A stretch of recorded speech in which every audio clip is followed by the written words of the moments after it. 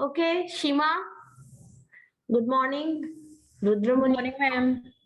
Okay, so today I will start the data handling part first, and then we will give overview on dimension reduction or principal component factor analysis. Okay, so Okay. let's look at the part where we left off. Okay,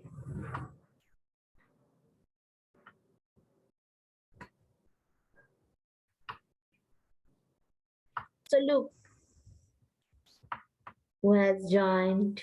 Shubham. Okay, so look. So this is your BoxCox transformation. So what is this? Okay. In an analysis to predict the number of code bugs per kilolines of code. Remember the example of correlation. I have cited one example on correlation. So this is the same thing. Okay.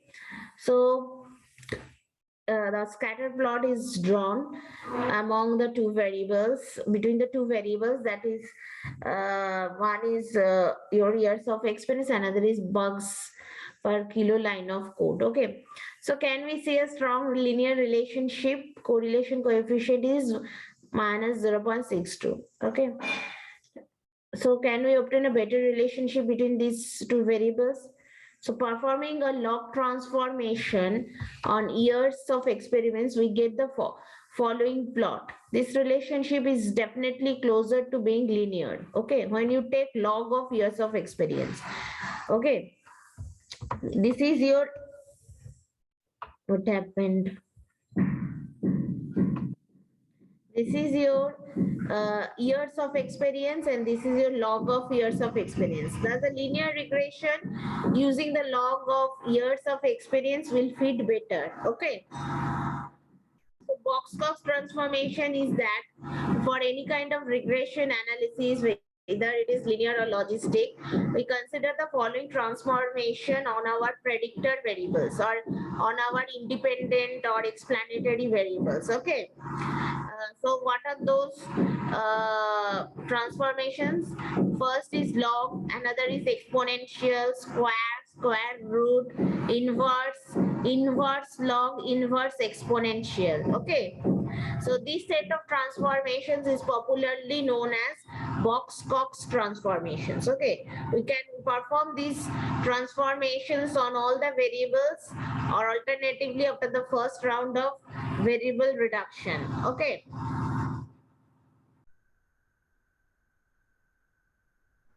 So before going into this dummy variable part, I want to show you something.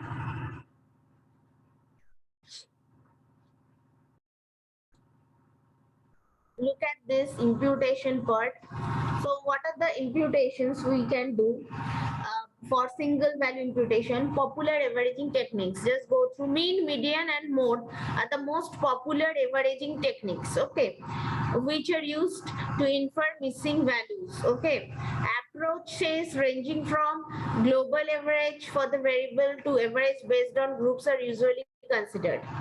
For example, if you are inferring missing value for revenue, you might assign the average divided by the mean, median, or mode to such missing value. That is, you are replacing your missing value with the mean, median, or mode.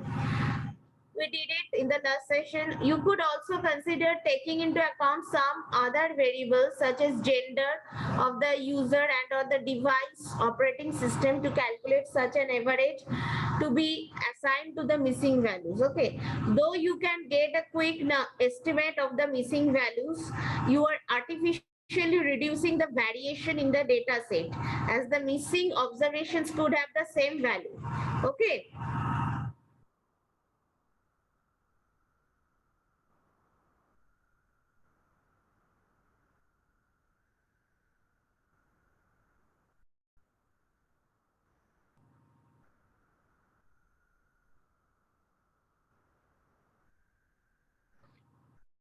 This may impact the statistical analysis of the dataset, since depending on the percentage of missing observations imputed, metrics such as mean, median, correlation, etc. may get affected. Okay.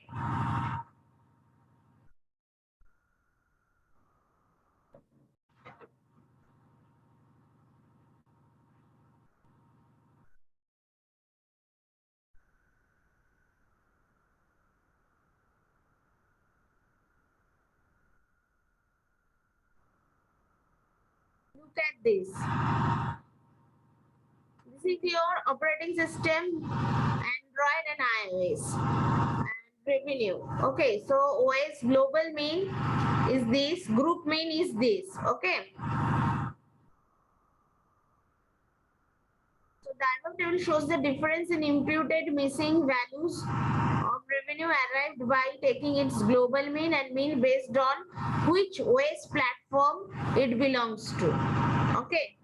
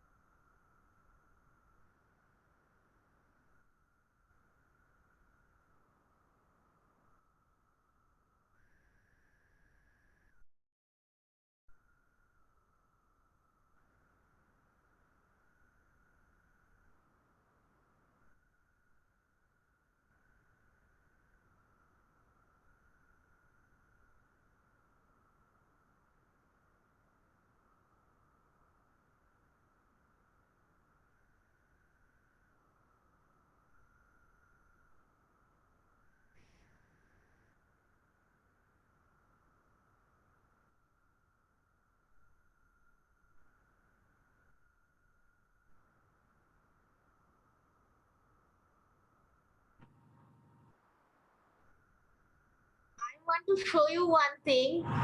Just wait.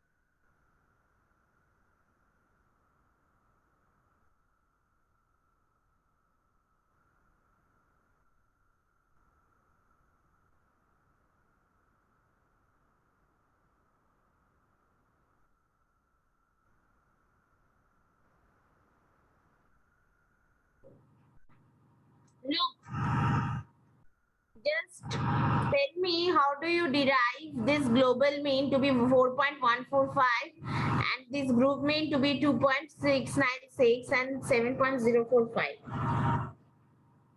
Just try.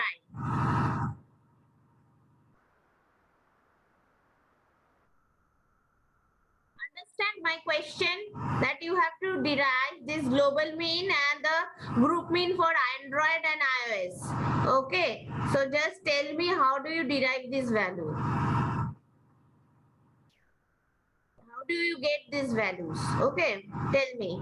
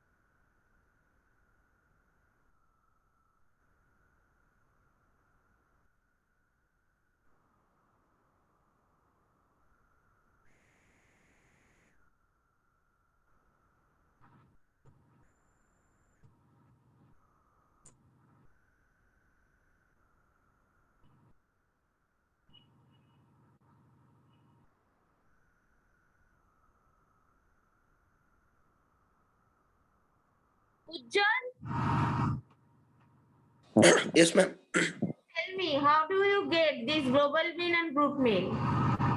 Ma'am, group mean is by calculating Android and iOS averages. Sorry, means. No, And just tell me. globe. This is your global mean, na?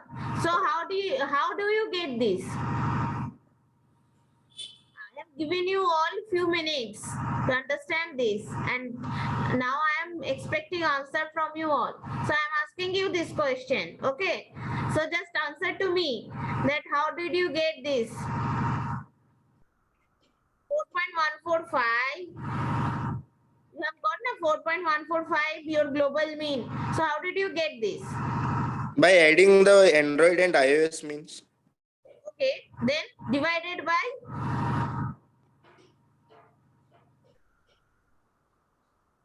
when you need to compute mean, then you have to divide by your total sum by what? 2, ma'am. Total sum by 2. Because it's two groups, right? Android and Oh, iOS. global mean. Oh, global, ma'am. You have to add Android or iOS values. Look at the revenues. You have to add them and divide by what? Divide by the total number of Android and iOS.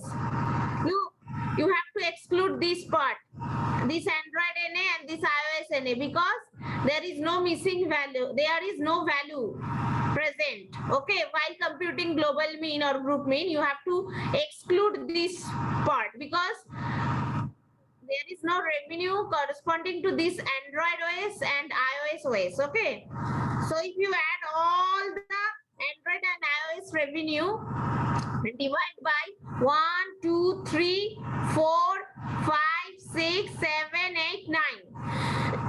There are 11 OS now, but 2 OS does not have corresponding revenue. So you have to consider only 9 operating systems are present here.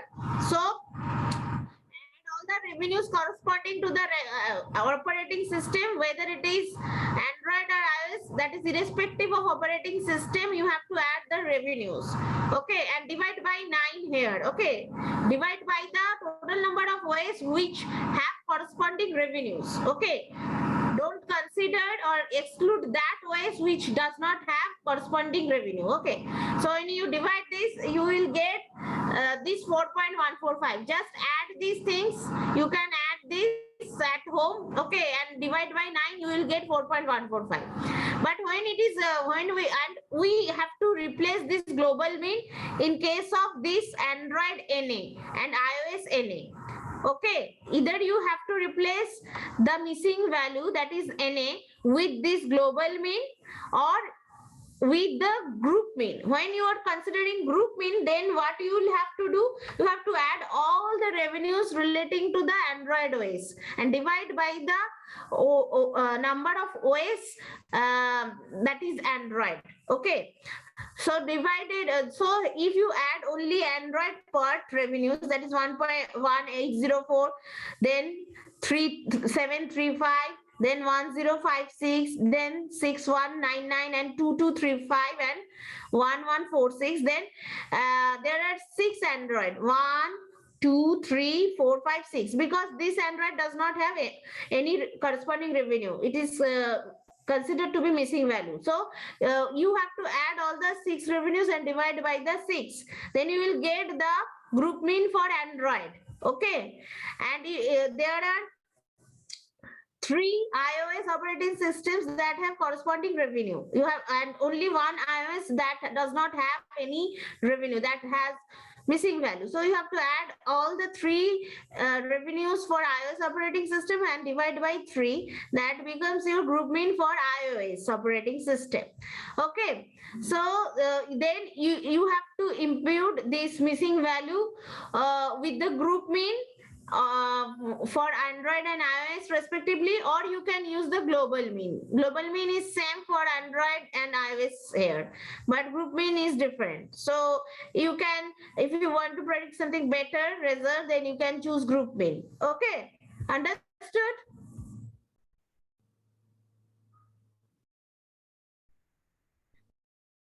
Understood? Yes, ma'am. What did you understand? Tell me.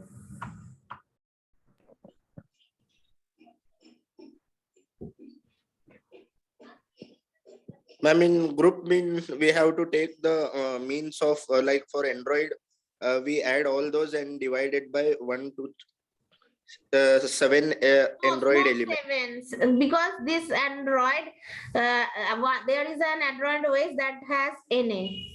Yeah, ma'am, excluding So divide by 6. 6. And for iOS also, we have to do the same thing. And if we want the global mean, then we have to take overall and divide it by 9. Yes, because there are two OS that has NA. One is for Android and one is for iOS that has NA. Okay, that is why you have to divide by 9 here. Okay, understood? Yes, ma'am. And you have to impute these values on the missing values. Okay, you have to impute uh, missing values with this global mean and group mean. Okay, whatever you want to choose. Okay, but group mean gives you better results. Okay, now look, imputation of missing values from predictive things assumes that the nature of such missing observations are not observed completely at random. Okay, uh, and the variables chosen to impute such missing observations, okay, that is the values of that the variables hold such values, okay, which are to impute such missing observations have some relationship with it. Okay, else it could result in imprecise estimates. Okay.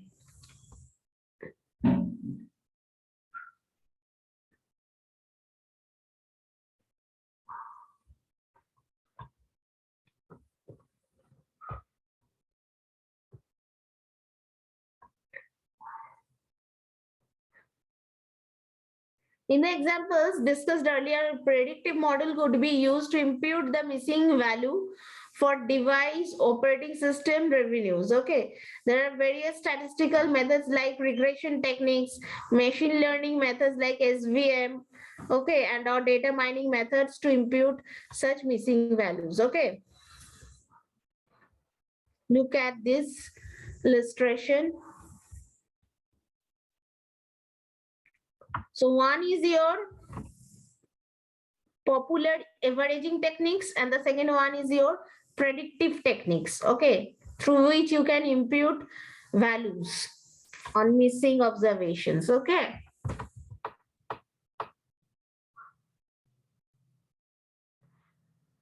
now look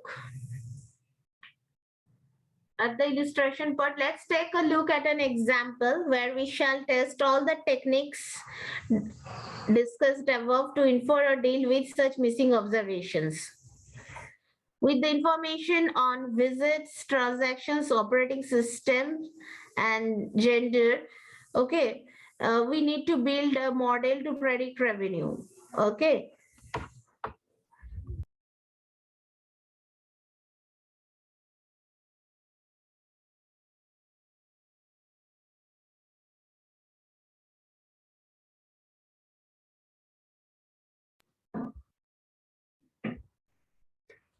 So look at the summary of the information given below. Visits minimum 0.0 first quartile, median, mean, third quartile, max. Okay, the minimum, median, mean, max value of transactions not applicable, that is missing value are present 1800. Okay, that and then operating system and Android, iOS. Okay, these are the total number of observations. Okay, and a female, male. Okay, and also look at the revenue part. Okay.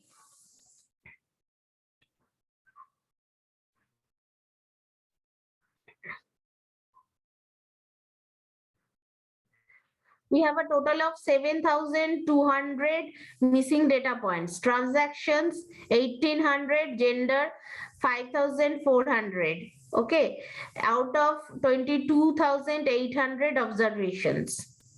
Okay. How can you get this 22,800? Just add this Android and iOS 8 plus 2, 10. Then 7 plus 2, 9, and add with the 1. So you know how to add. I will not explain how to add. So if you add these two numbers, you will get 22,800. 800. Okay, so almost 8% and 24% data points are missing for transactions and gender respectively.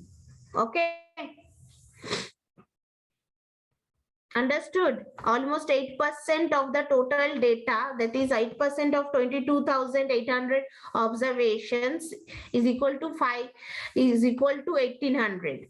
So 8% data are missing for transactions, and 24% of 22,800 observations is equal to 5,400. That these data are missing for gender column. Understood. Now look at the revenue prediction part.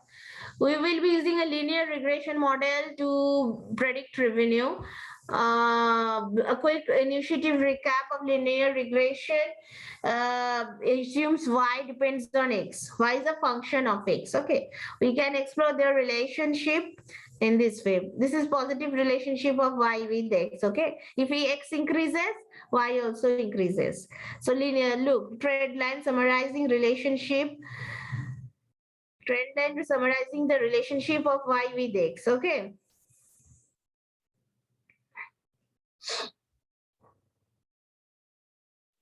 So in this way, when you get some, when you want to get some prediction based values, okay, uh, then you can impute that value on your missing it, missing values. Okay, so how will it work? Okay, that is we have to learn. So look at the missing value treatment part. Let's now deal with the missing data using techniques mentioned below and then predict revenue. Okay, first deletion steps involved.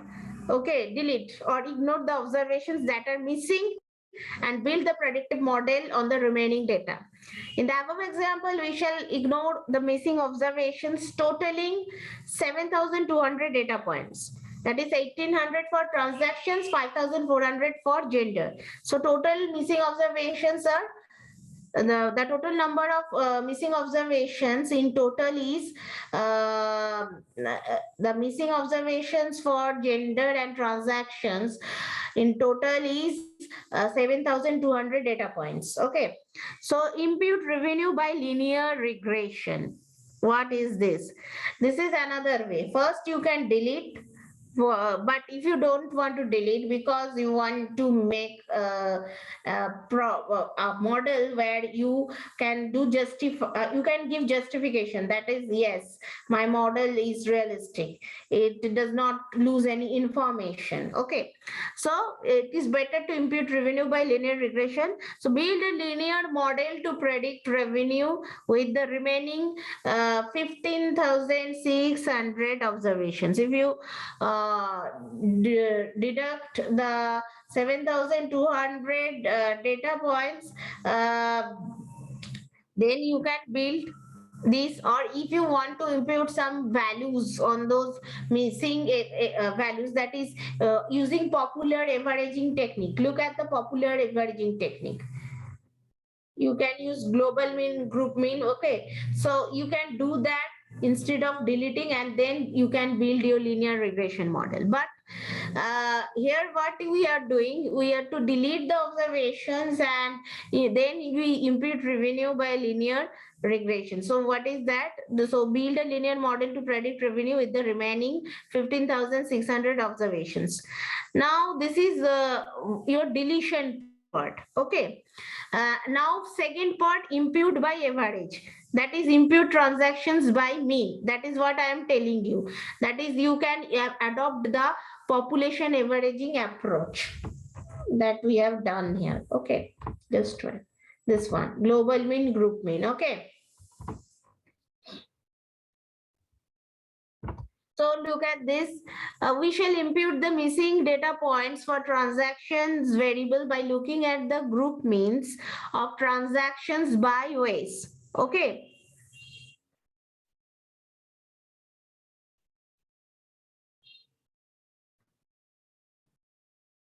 So mean of the transaction of for users Android is say 0.74. Okay, and mean of transactions for users on iOS is 1.54. So all the missing observations for transactions will get 0.74 and 1.54 as its value for users on Android and iOS respectively. Understood? Now input gender by mode. Gender is also having missing observation. So how can we impute gender by mode? Since gender is a categorical variable, we shall use mode to impute the missing variables. Okay. In the given data set, the mode for the in the given data set, the mode for the variable gender is male. Okay, since it is its frequency is the highest. Okay, all the missing data points for gender will be labeled as male. Okay, if your gender has three levels: male, female, transgender, and if you find the the highest frequency is for male, then you will just label you will just replace the missing data points with the value male. That is, the missing data points for gender will be labeled as male. Okay, and now you impute revenue by linear regression. Build a linear model to predict revenue with the entire data set totaling 22,800 observations. Okay.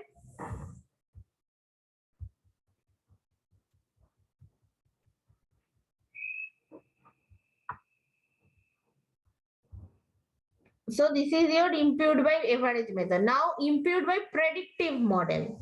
What is this?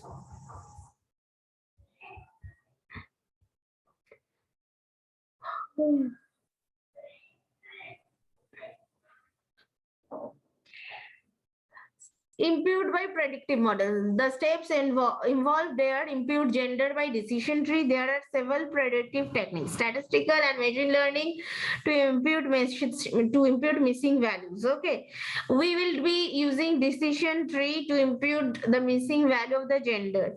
Okay, the variables used to impute it are visits, operating system, and transactions. Okay, so the variable is used to impute it are visits, operating system, and transactions. Okay, when you learn decision tree, then you can understand. Okay, right now you don't need to think about it, just look. Use a simple linear regression.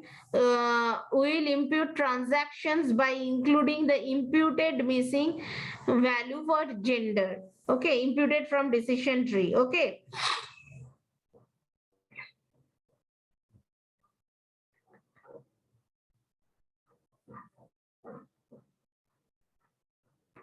the variables used to impute it are visits, operating system, and gender. Okay, now impute revenue by linear regression.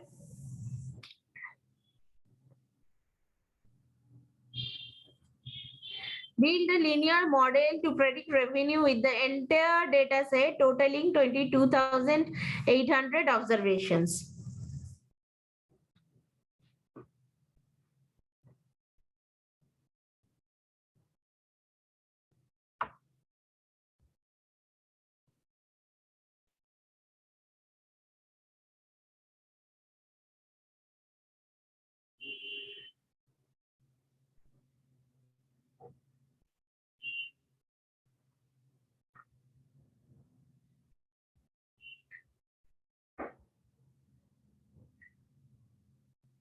Look at the linear regression model evaluation part.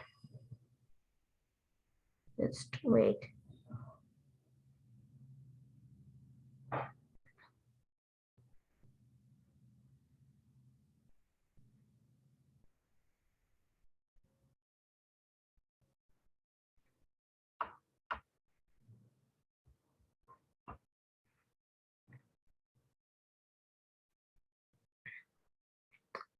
Okay, right now you don't know what is decision tree. Okay, so you have you cannot get an idea of what actually it is doing, but when I talk about decision tree, then it will become clear. That is how can you impute this kind of missing values of respective columns, where missing values are actually present using decision tree algorithm. Okay, now look at this linear regression model evaluation part, a common and quick way to evaluate how well a linear regression model fits the data is the coefficient of determination, or R square. Okay.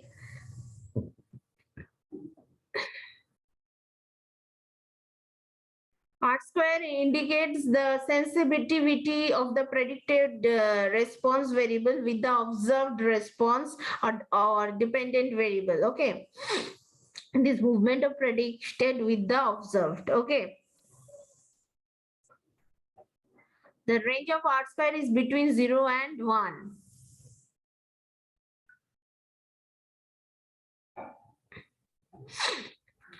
Where y hat I is the predicted response, yi observed response, y bar mean response. Okay. R square will remain constant or keep on increasing as long as you add more independent variables to your model.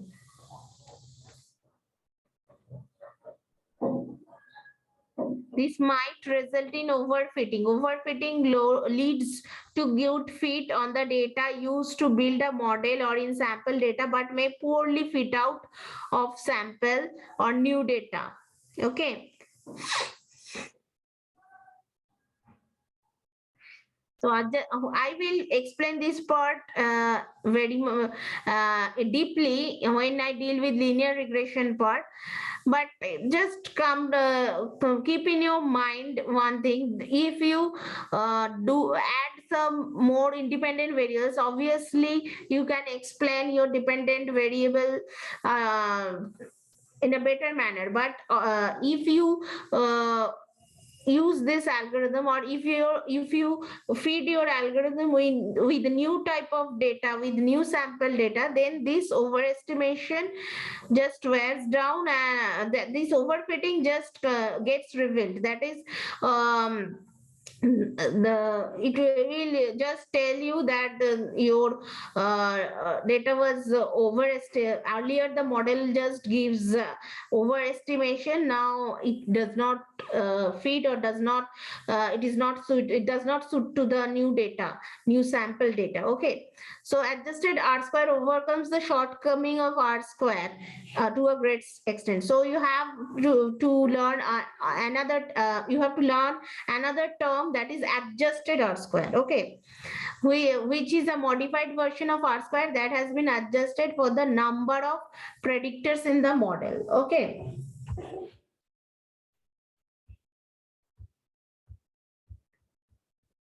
Look at the value of adjusted R square. 1 minus R square into n minus 1 by n minus k minus 1. K is here your number of predictors or independent variables. Okay.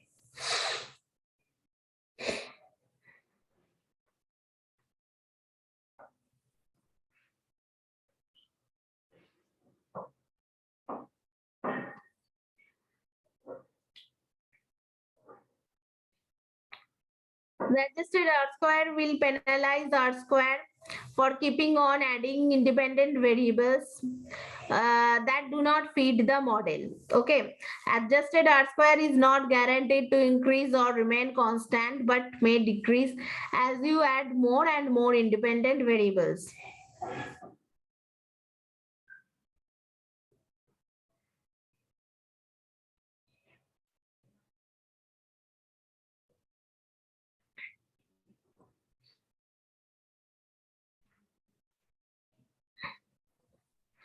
Adjusted R square is not guaranteed to increase or remain constant, but may decrease as you add more and more independent variables. Okay, so you will get that after adding independent variables, the value of adjusted R square gets decreased, okay, instead of remaining constant or increasing. So that's how you can build a stable model. Okay, that is the model which will not overfit. Okay, and that is suitable for the data, for those type of data when it is fed with new sample data or new data. Okay, it does not give any overestimated result. Okay, so that's the reason of using adjusted R square. We will discuss this part in detail later, but here I have to concentrate on the treatment of missing values. So look at the model comparison post treatment of missing values. Okay, let's compare the linear regression output after imputing missing values from the methods discussed above. Okay, that is, you have to use decision tree to impute, or you can use this. uh, so look, model A deletion, okay, for the, and model B average, and model C predictive approach. So in the above table, look,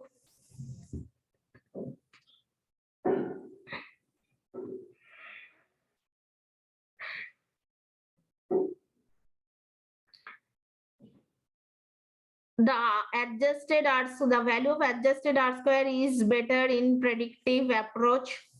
Okay,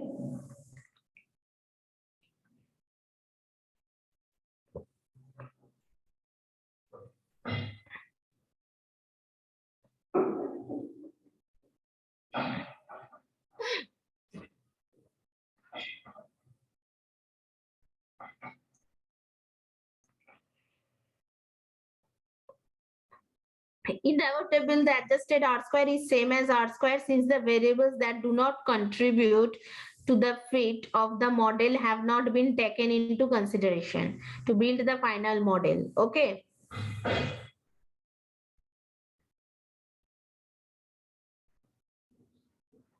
Understood?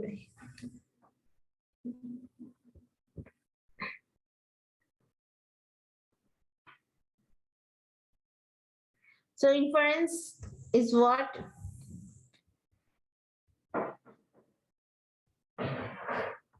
Just wait. Inference is this: it can be observed that deletion is the worst performing method and the best one is imputation by predictive model, followed by imputation by average. Okay, imputation by predictive uh, imputation by predictive model delivers a better performance, since it not only delivers a higher adjusted R square but also requires one independent variable less to predict revenue compared to imputation by average.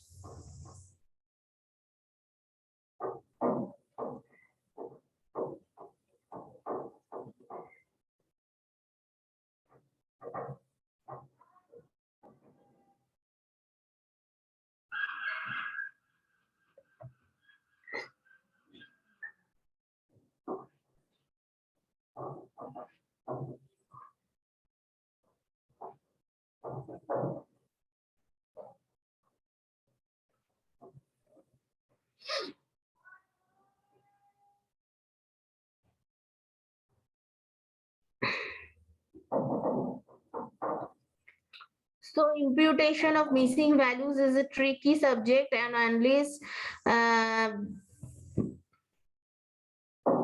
so look, and unless the missing data is not observed completely at random, imputing such missing values by a predictive model is highly desirable, since it can lead to better insights and overall increase in performance of our predictive models. Okay.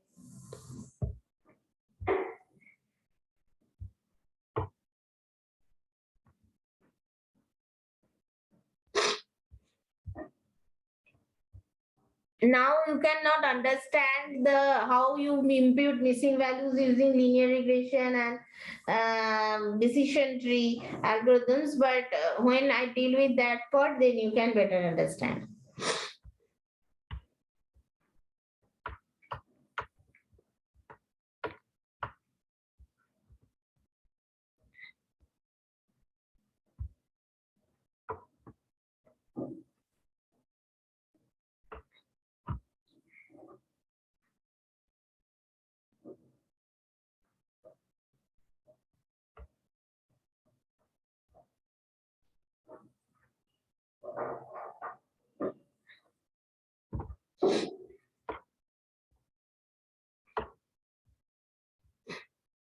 Now look at the dummy variable.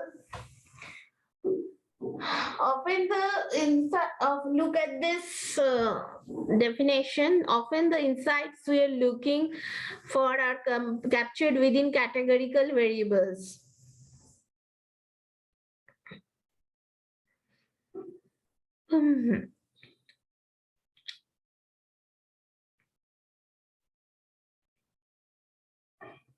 For instance, in an analysis of predicting the likelihood that a retail customer will visit again within the next 15 days, the analysis must believe the customer loyalty type to be a good indicator.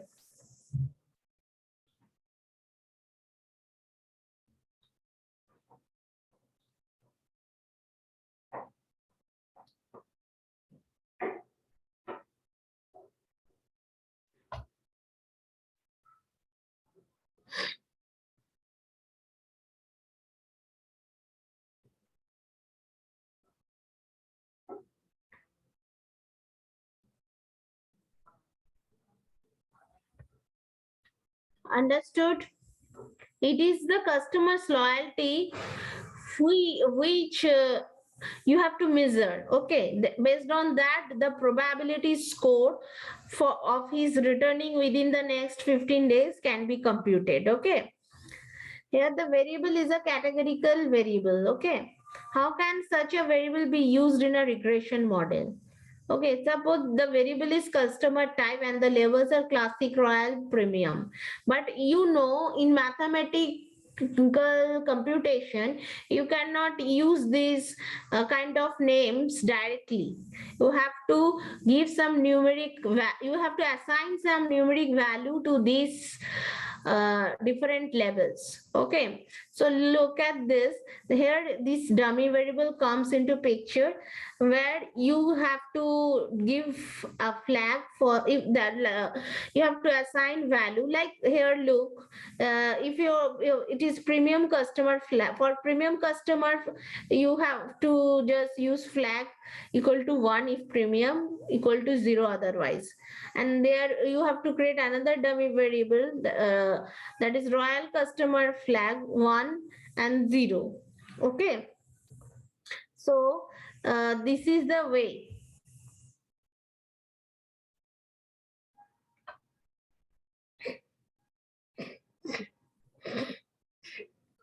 So if you have three variables, three levels of a particular categorical variable. Here, look, three levels are present. Now, classic, royal, premium.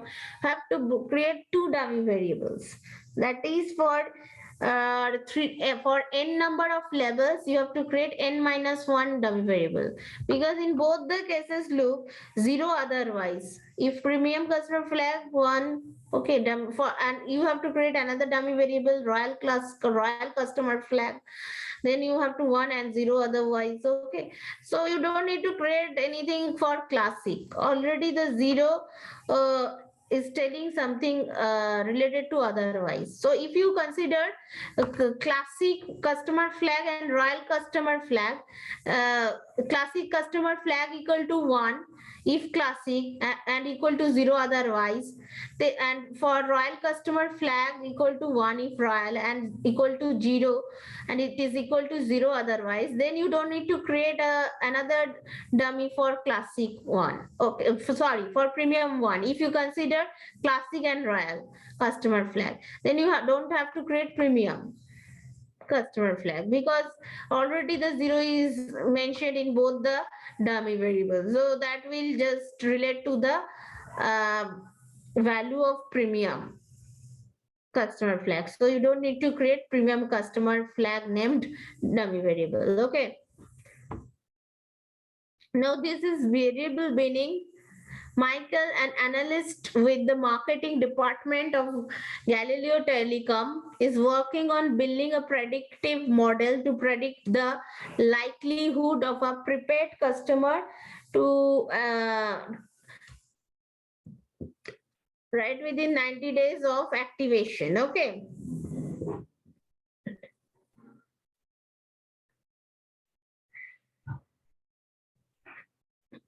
After pulling the data, Michael finds the most of the variables are categorical: channel of acquisition, educational qualification, job type, etc. How can Michael use such categorical variable in his regression model?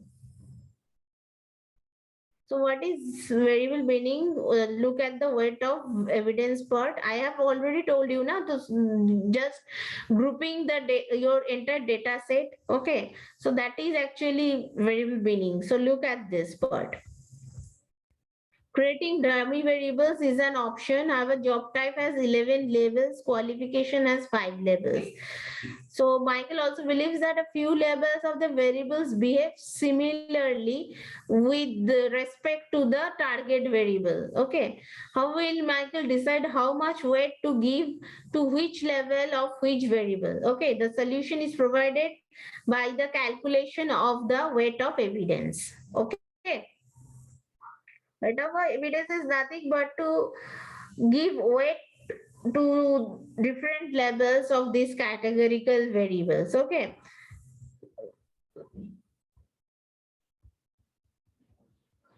Look at the illustration part.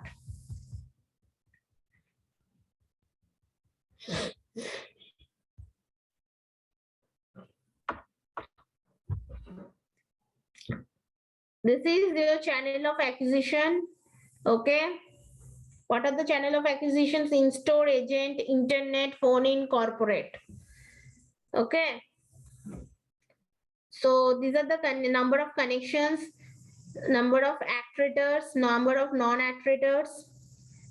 Okay. So this is the bad rate. Okay.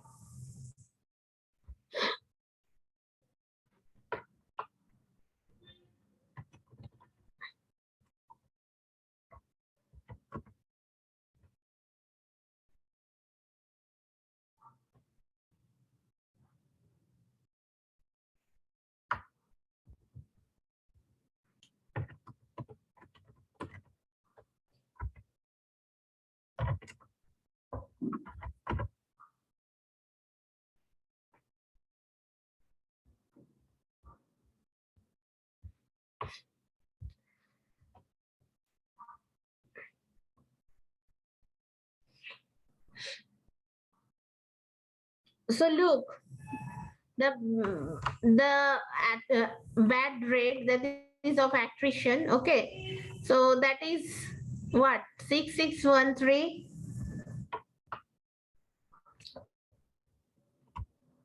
Just wait.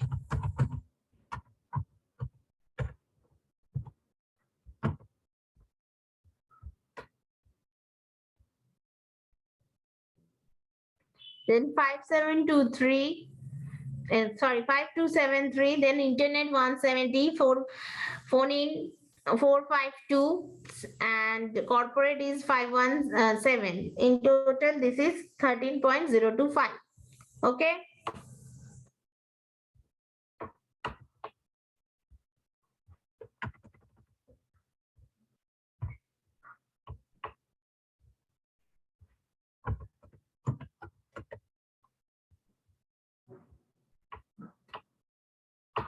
Now look, if you divide 6613 by 17738, you will get this 37.228. Okay. And if you divide 5273 by 1700 to 98, just divide.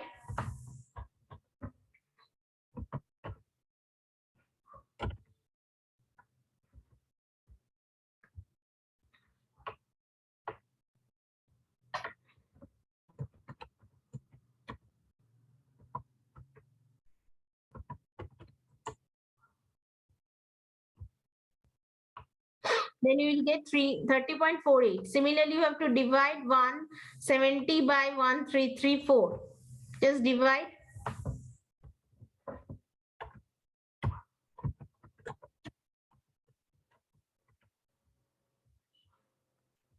Then you will get 12.74. In this way, we are getting. So finally, if you divide 13,025 by 47 by 47,099, just divide it.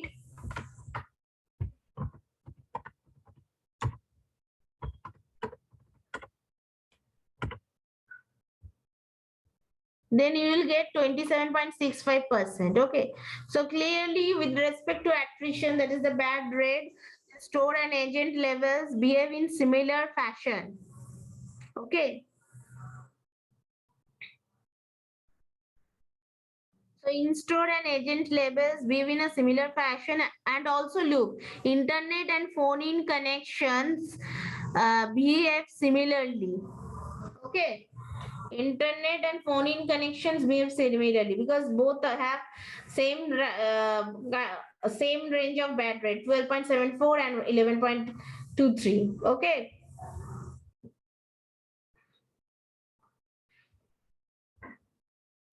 So is there a way to group these variables?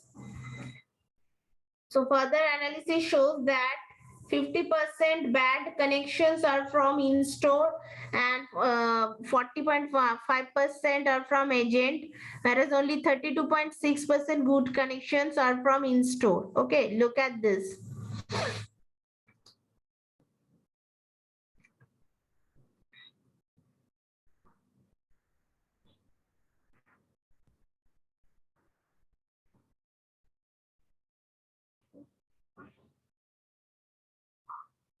How do you get this bad connection?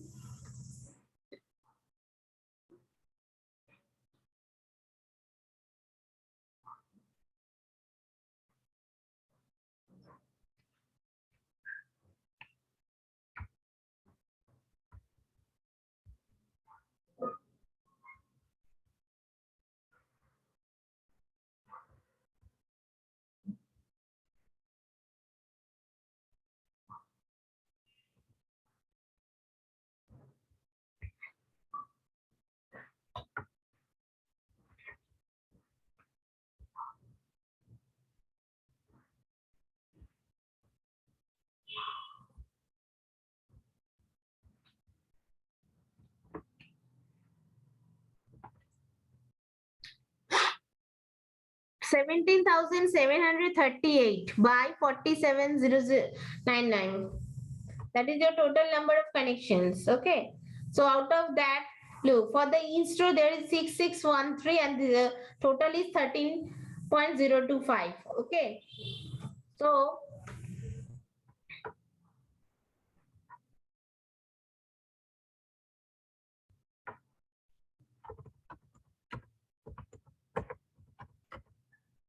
So if you divide 6613 by 13,025, you will get 50.77. That is your bad connections. Okay, for the in-store. And then come to this agent part. Divide 5273. Okay, divide 5273 by 13,025. You will get 40.48%. Okay. So it is almost 40.5% from bad connections for agent channel. Okay. So whereas only 32.6% good connections are from in-store. If you divide 11,125 by 34,074, just divide that.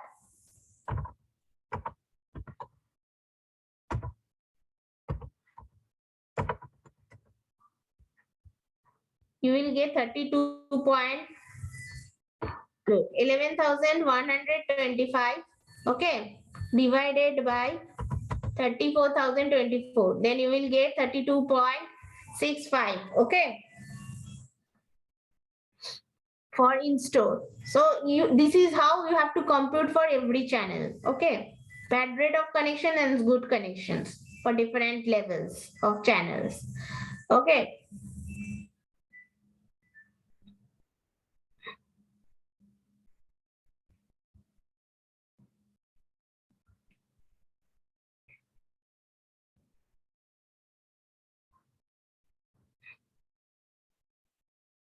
So what is the weight of evidence?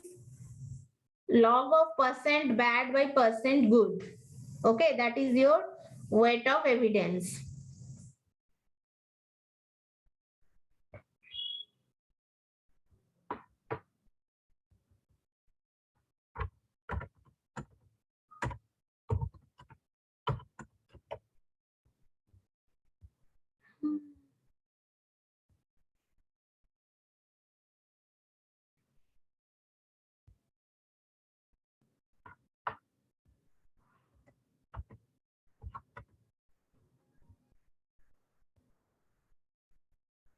You have to take a log of these, okay?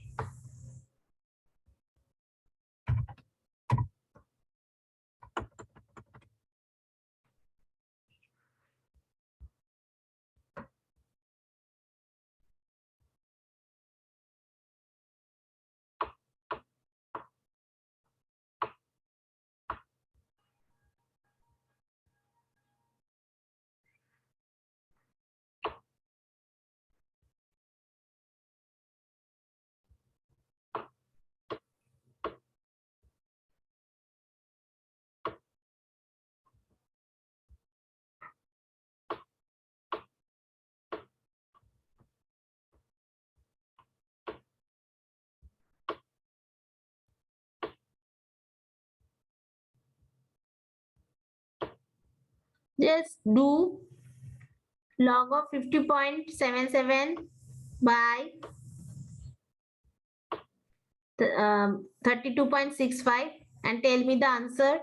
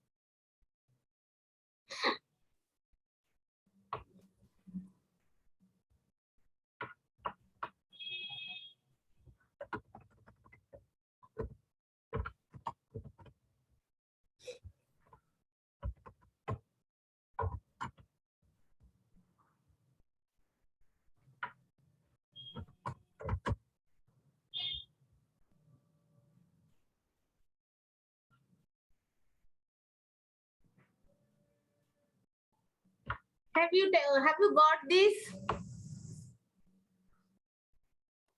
Yes, ma'am. How did you compute this log?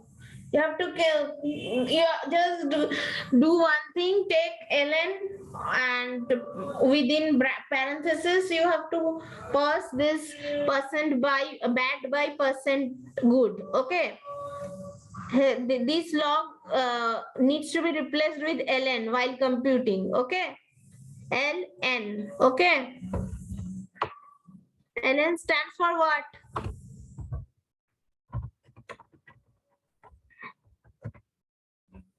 ln is the natural logarithm, okay? It is log to the base of e, okay?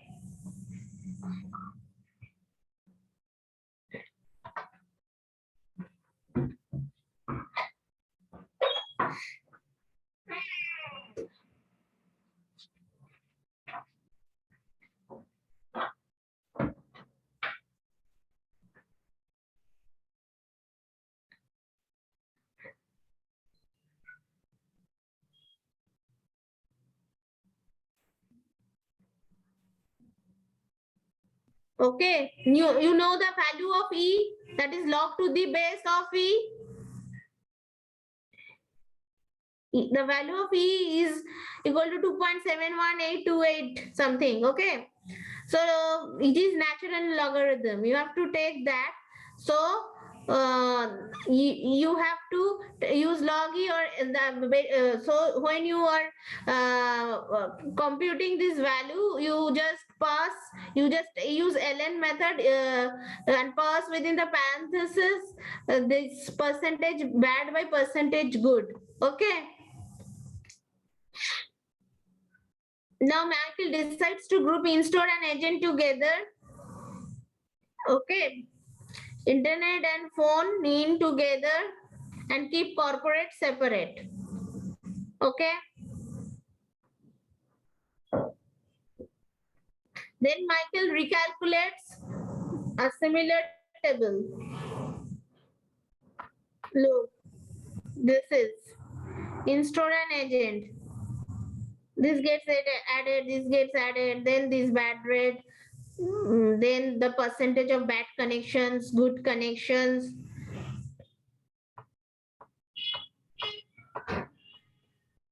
Weight of evidence, everything. Finally, Michael creates the following variable. Channel group equal to 0.295 if channel equal to install or agent. Channel group equal to minus 1.07 if channel equal to phone in or internet. Channel equal to minus 1.52 if channel equal to corporate. Understood?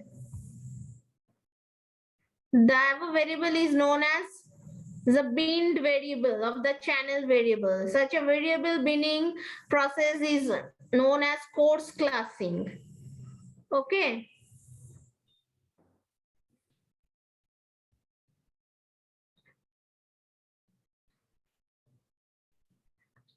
Understood. The above variable is also known as a binned variable. Is the above variable is known as a binned variable of the channel variable. Okay.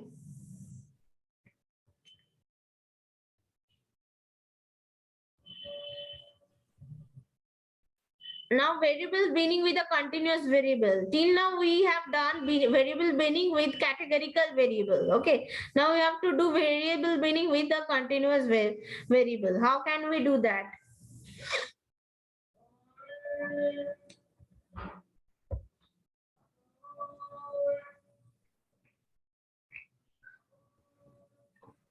Let's go through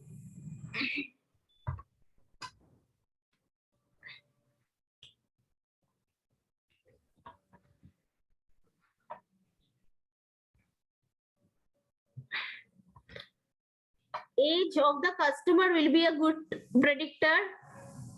That is what Michael is feeling. So after some initial analysis, he finds that age has a good impact as a predictor, but not as a continuous variable, rather in range of values.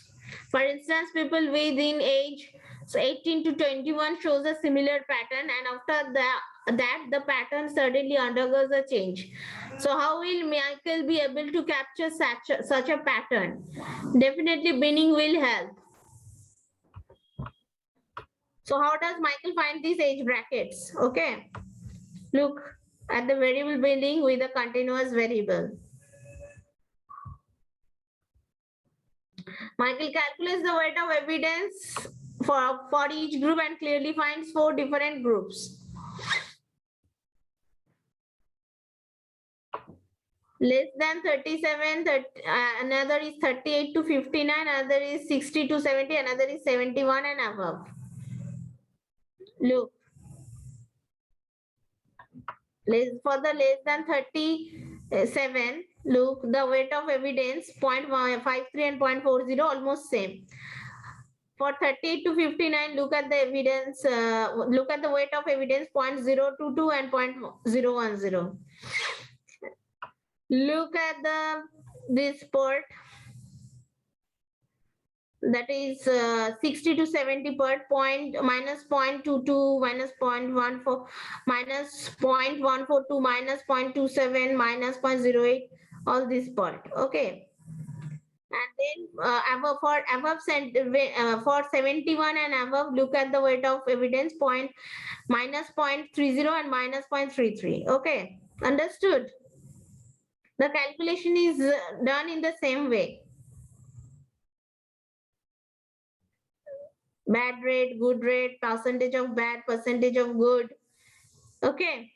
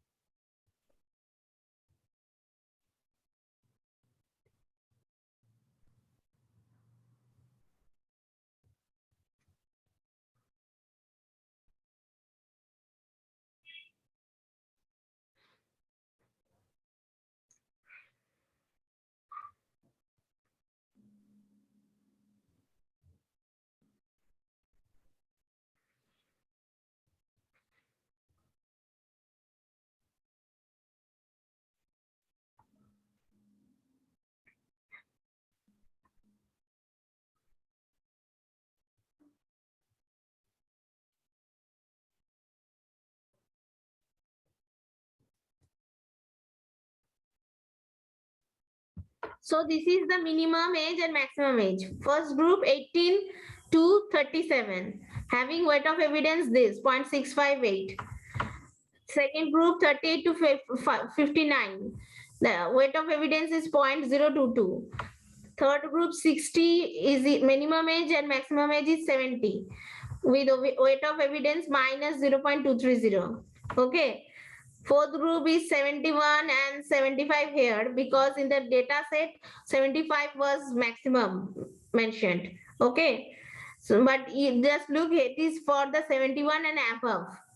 Okay, but here the minimum age is 71 for the fourth group and maximum age is taken here 75 because 75 was the highest age present in the data set. Okay, similarly 18 was the minimum age value present in the data set, because when you are telling that something less, when you are considering a group of less than 37 years of age, then obviously 15, 14 needs to be taken into that group. Okay, but here 18 is considered as minimum age because in the data set only this minimum value has been found. Okay, after the considering these kind of groups, you have to compute weight of evidence for these binned variables. Okay, that is what Michael has done here. Okay,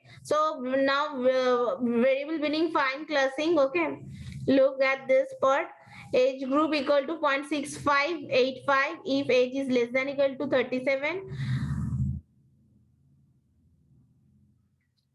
0.2 to minus 0.0229 if age lies between 38 and 59, and age and weight of evidence, look at the weight of look at the value of the weight of evidence, that is for the age greater than 60. You can choose point you can get weight of evidence point minus 0.2800. Okay, so this is your final classing. That is, here you have four groups. Then again, you just combine third and fourth groups and get only the age group having age greater than 60. Okay.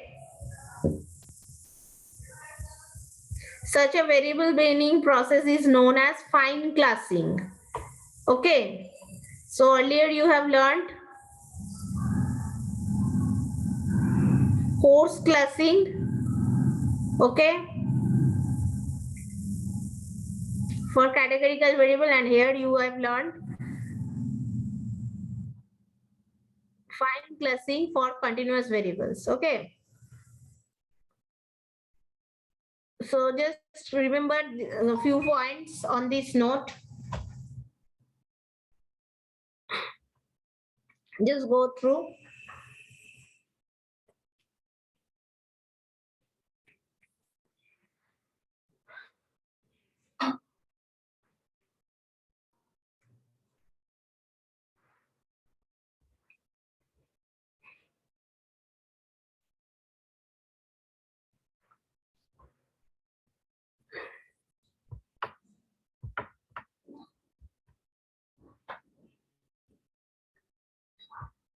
Variable meaning is not just a dummy variable creation. It is much more than that. Okay.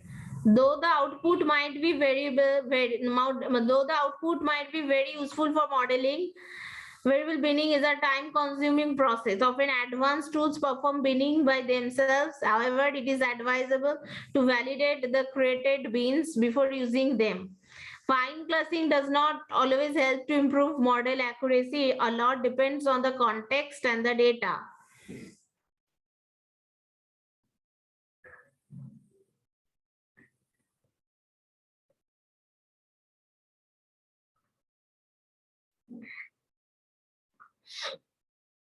On the context means here on what purpose the model is to be built. Okay.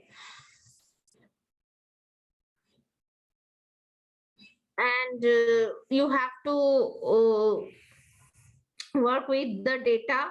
So that is also important. What sort of data, what sort of values for each group is present in your data set, that is also important for better accuracy of your model. The bins created must be meaningful. Okay. Binning is useful only for binary target variables. For continuous target variables, no such standard process exists.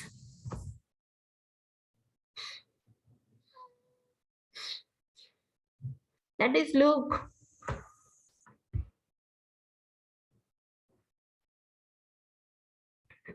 This is very important point. Binning is useful only for binary target variables. For continuous target variables, no such standard process exists. Because look at the beginning part. When we have just started talking about variable binning,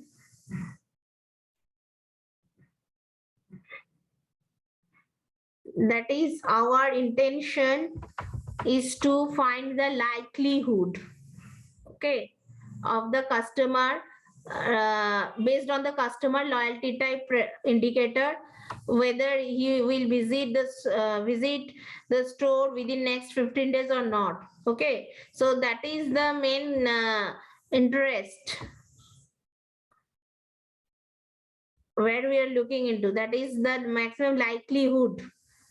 Okay, the probability of his of the of returning of a customer. Okay, the probability of returning of a customer needs to be computed here. So okay, so that is your target variable. It may be either yes or no. So binary target variable, it is not a continuous one.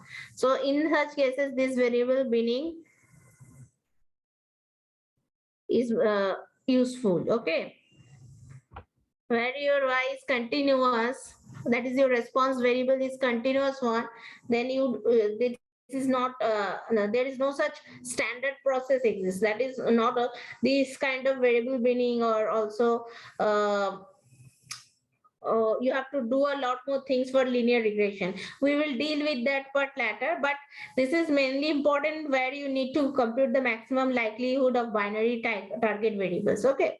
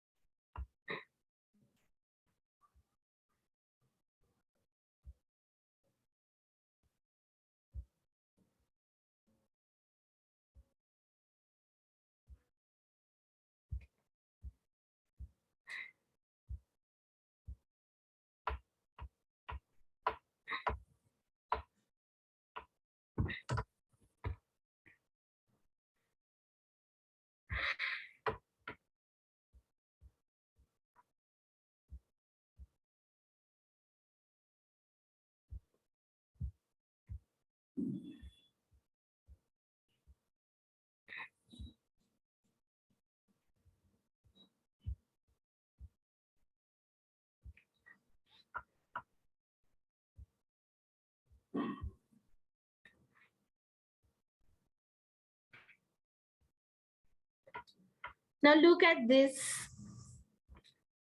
information value, IV. It is a non-parametric measure through which we calculate the level of information content in the predictor variable about the target variable. That is how much the predictor or explanatory variable is able to explain the target variable. Okay, that can be derived from this information value. So it is a non-parametric measure. So just go through what is this.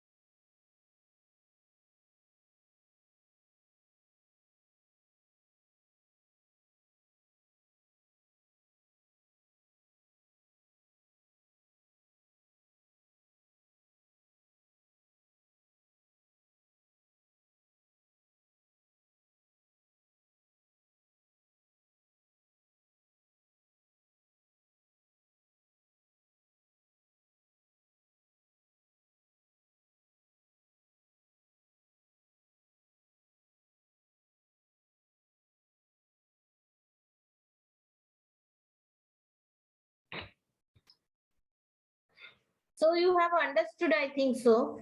That is, there is a risk analyst who works on credit bureau data to predict the likelihood of a customer to default on a personal loan.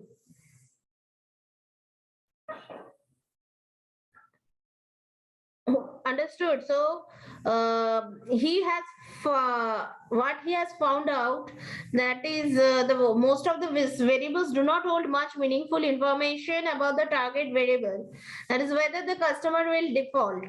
Okay, yeah. So he wants to keep those variables that have meaningful information about the target variable. Information value of a predictor variable is a non-parametric measure that calculates the level of information contained in the predictor variable about the target variable. Okay.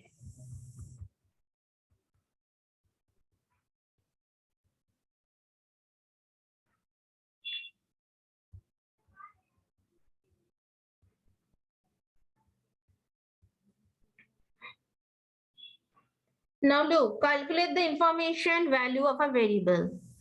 Percent bad minus percent good into weight of evidence. Okay.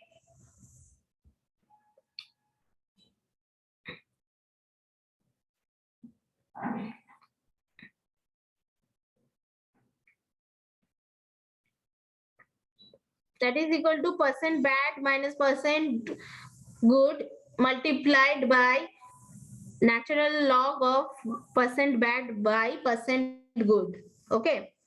You know the formula of weight of evidence. So just replace weight of evidence with the formula as we have learned just now. So this is your information value for each age group is defined here. Okay.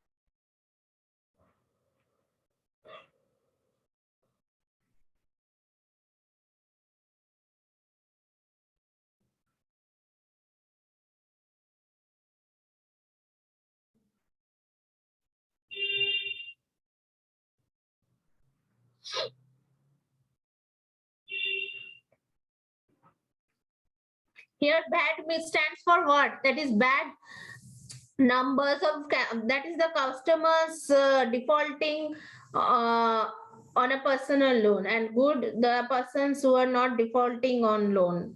Okay. Okay, the percentage is computed on the number of persons defaulting on loan or not defaulting on loan is considered to be bad and good. Okay.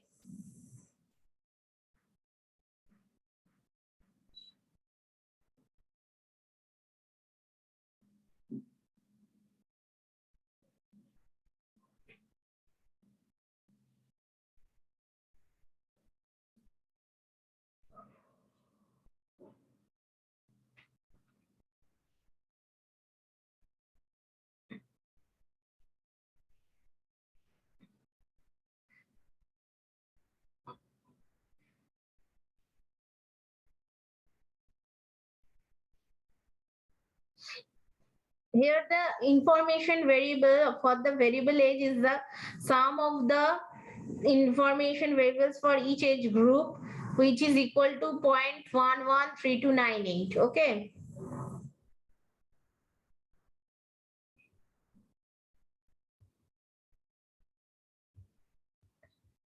Now calculating the information value of categorical variables.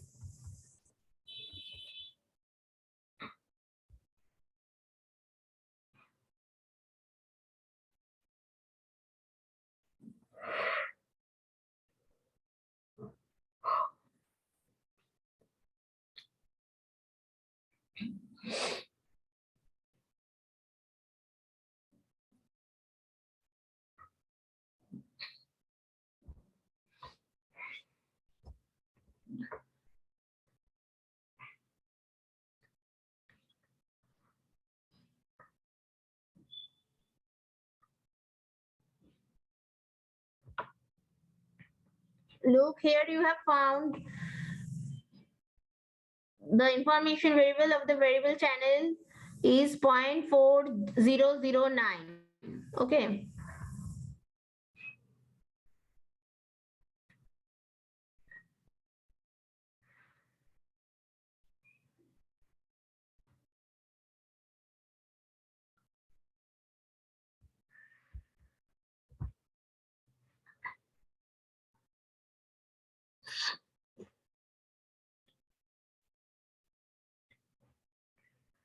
Now we have to introduce a correction factor here. In a rare instance, if the observations in a group happen to be either all good or all bad, then the calculation of weight of evidence is not possible. Okay. To avoid such a problem, we introduce a small correction factor in the formula for percent good and percent bad as shown below. Okay. That is bad plus 0.005 divided by total bad plus 0.005. For the percentage of good, good plus 0.005 by total good plus 0.005. Okay, then you compute weight of evidence and information value respectively. This is just a correction factor to avoid computational problems, and the added factor can be any small number. It's up to you. I have taken a 0.005. You can take any small number.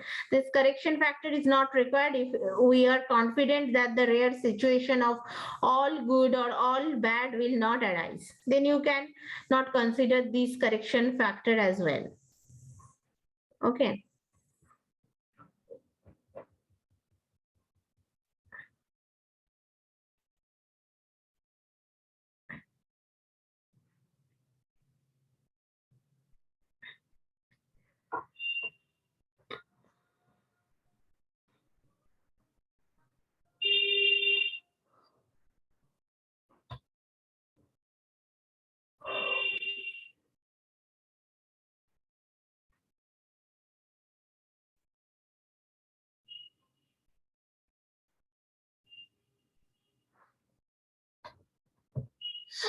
Now select variable bins on their information value. Okay. Consider a hypothetical scenario with respect to the variable channel wherein all the bad connections arise from the in-store channel.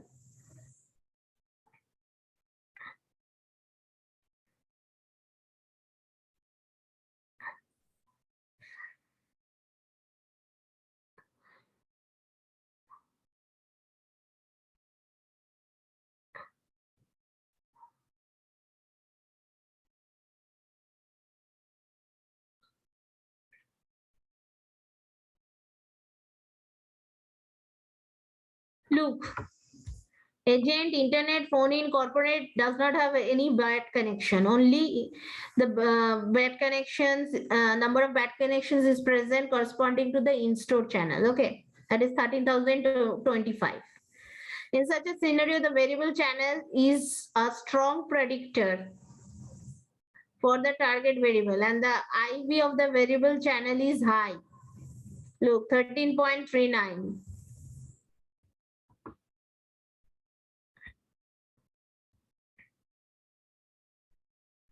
How much it gets increased? 40009 to 13.39. So selecting variables based on the information value. Now look at this part. Consider another hypothetical scenario with respect to the variable channels wherein the bad rate is the same across all the channels.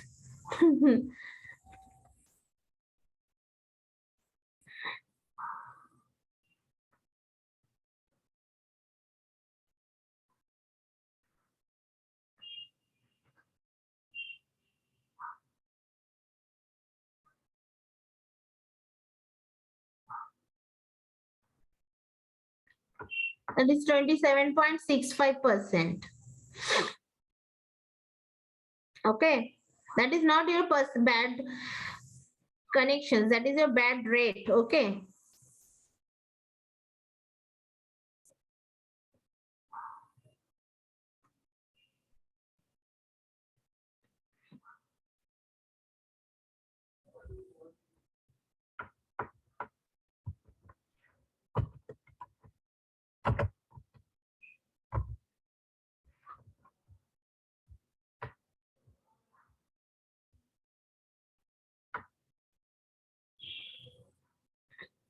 bad rate means proportion of bad connections out of total connections, and bad percentage bad means the percentage of bad out of all bad connections. That is 4,905 divided by 13,025. That is your percentage of bad. Percentage of good means 12,833 divided by 34,074, or and for in-store channel for agent 12,514 divided by gets divided by 34,074, that gives you 36.73. So that is percentage of good for a respective channel with the total number of by which gets divided by the total number of bad connections or good connections for the total number of channels. But here bad rate means the number of bad connections out of the total connections for the respective channels. Okay, for in-store, agent, internet, for these different channels. Okay.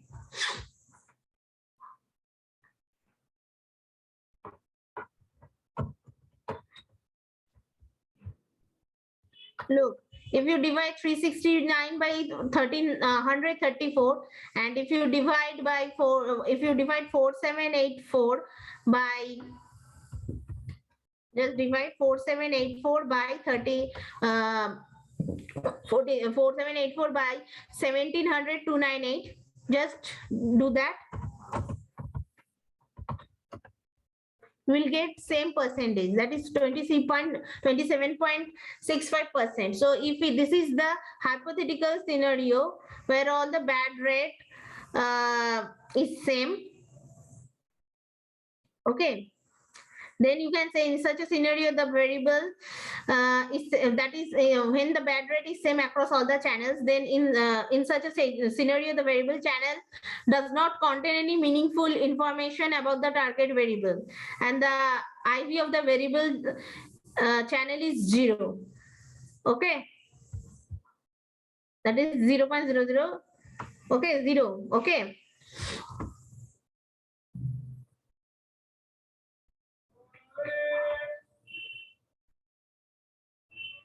So that is why in these cases you have to add this correction factor 0.005 or any small number.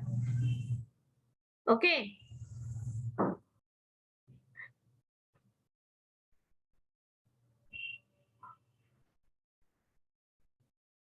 Where if all the bad connections or all the good connections arise from a particular channel, it may happen that is all the good connections arise from a particular channel, and then the remaining channels does may have zero corresponding to the good connections. Okay. But here for the bad connections, the in-store has value, and for the rest channels it has zeros. Okay. Or this is the case where bad rate is same across all the channels. Okay. So in one case, the IV is high. Okay. It becomes a strong predictor that it is only the main variable which is going to explain the target variable mainly. It suggests that the IV, the higher value of IV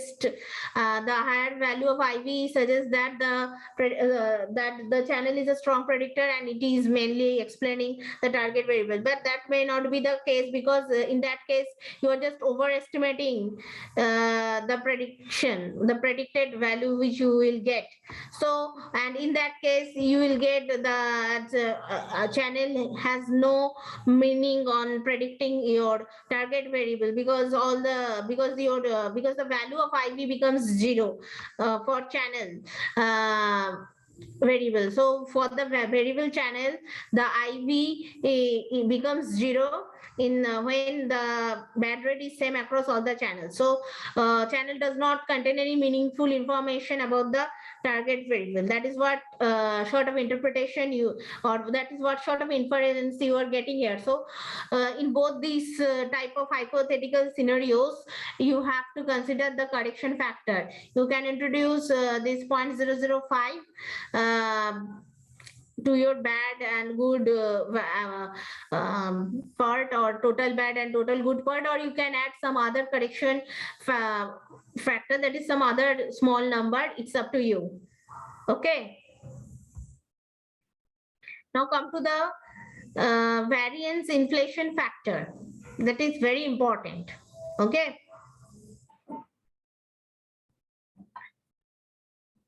So just go through.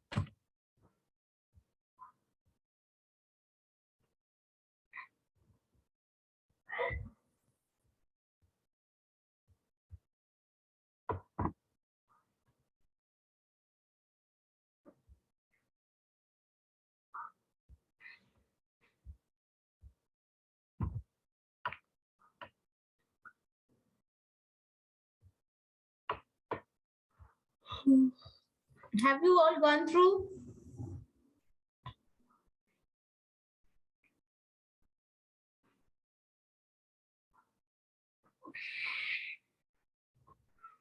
Have you all gone through this part?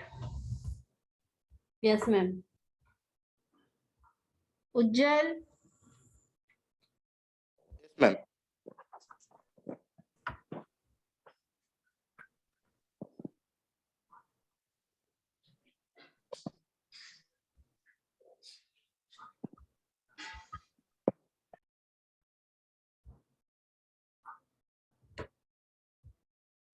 Just wait 1 minute.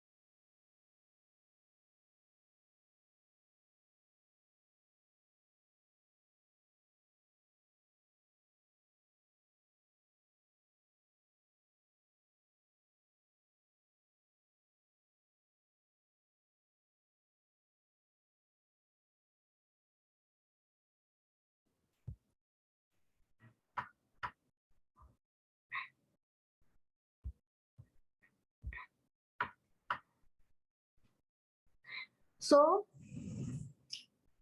the variance inflation factor of a variable is a measure of the correlation of that variable with other variables. Okay.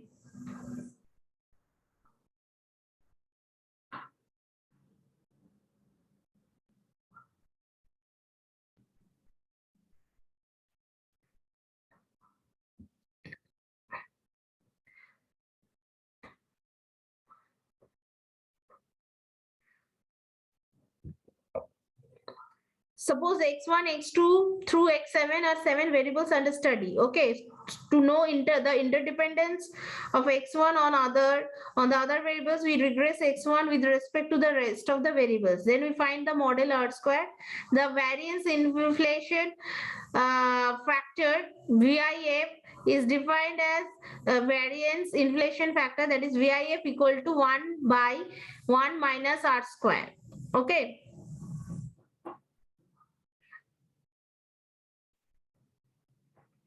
If the correlation is high, you know R square is coefficient of determination. Okay, that explains the target variable. So if the correlation is high, then the model R square will be high. Okay, and hence the variance inflation factor will also be high.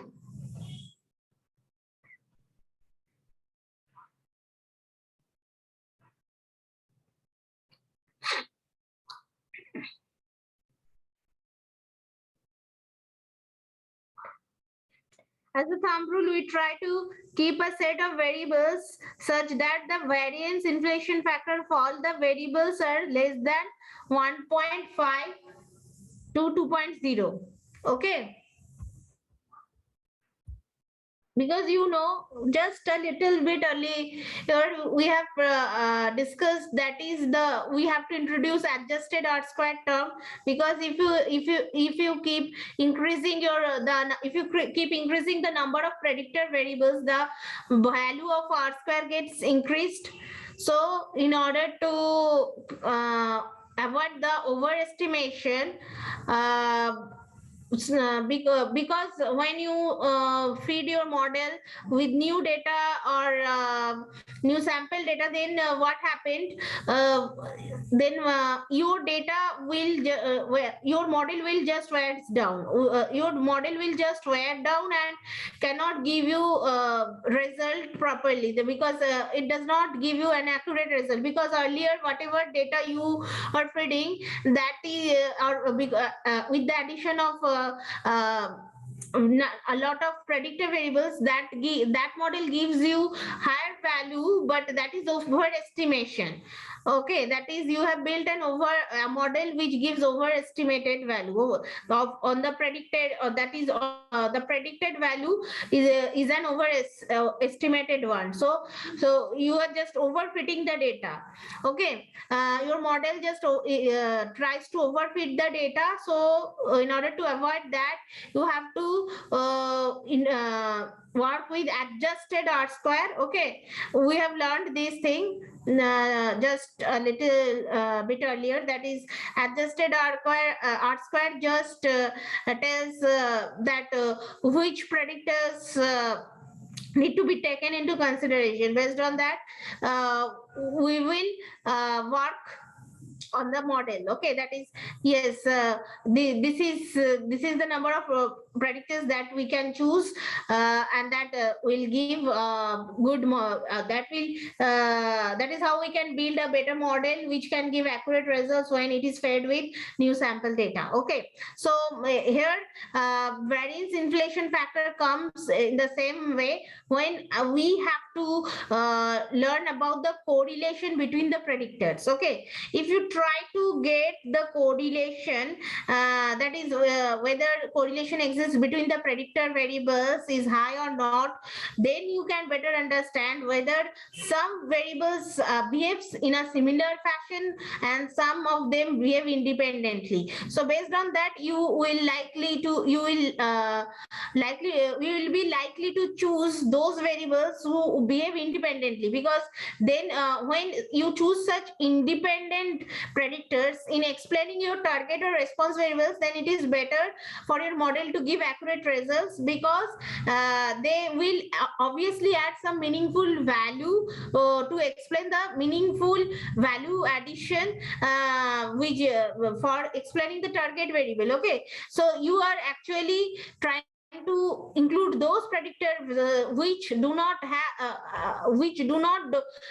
just suppose I am just citing one example. Suppose rain in a rainy day, having rain will just increase the take humidity level. Okay, if the humidity level gets increased, then the amount of raining water gets also increased. So the amount of raining water, okay, the amount of rain gets increased due to the predicted variable of humidity present in the air. Suppose this is the humidity, and now you are taking another variable, that is the that calculates the dust and fog present in the air, but both just means the same thing, or both just does the same thing. So they are not adding some extra information, you are just doubling the same information using two variable names. That is, two columns having the same set of values obviously doubles your obviously doubles the chance of your prediction. That is, the information about the predicting value gets that is, you are just giving higher weightage in explaining the response variable. Okay, so how can you do that? You are doing by assigning weightage to the response variables by doubling the that is, you are using multiple times the same data set using variable names. So that must not be the case, because you have to keep different types of subjects or different types of data elements present in the different columns, that is present in the respective variables taken into consideration. Okay, for building your model, then those values belonging to different variables present in your data set will obviously add some values. Okay, that is some meaningful values to build your model to predict the response variable. Okay, otherwise only using same type of data, but that is, you are using same type of data but giving to different variable names does not have any meaningful value addition. Okay, does not add any meaning to your does not add any meaning to predict your response variables. You are just doubling the weightage or multiplying the weightage by amount, not by importance. So you have to consider here that you have to add importance. Okay, importance on your predictor variables, not only the amount. Okay, that is why this correlation between the predictor variables need to be checked. Okay, so if the correlation is high, then the model R square will be high. So hence the variance inflation factor will also be high. So as a thumb rule, you have to keep those variables where these VIF are less than 1.5 to 2.0. Okay, that is either less than 1.5 or either or less than 2.0. Then you will go with those predictors. Okay. Now look at this. Look at the process of selecting variables based on their variance inflation factor. Okay.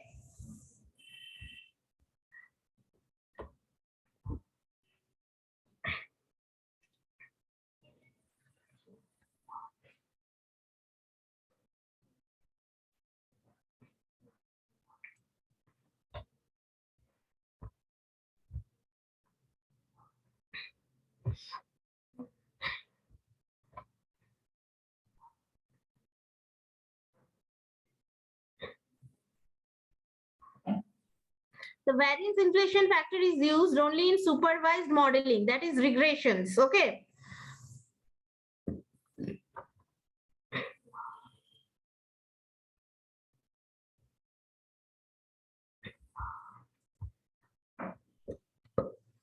We have talked about supervised learning, unsupervised learning, and reinforced learning. You all know. So there is a label data for the output or predictor variables present in the data set. Okay. So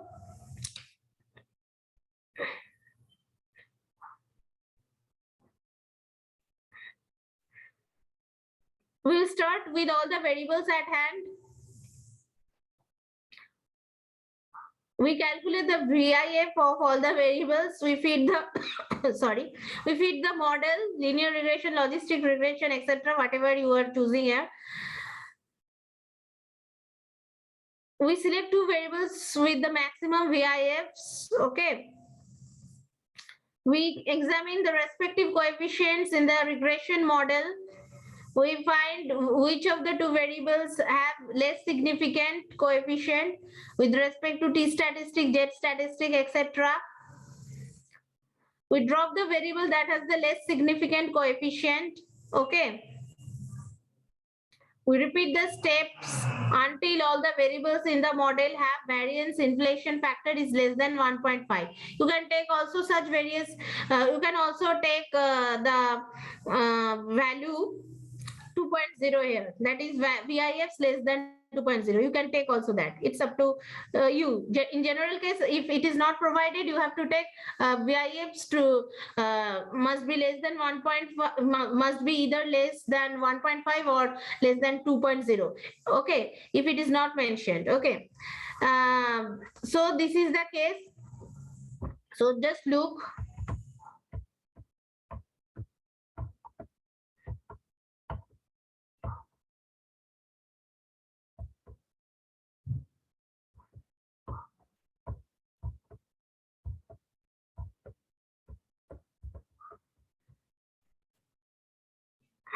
Look, I've told you now, I will tell you about an example of this variance inflation factor. There just there was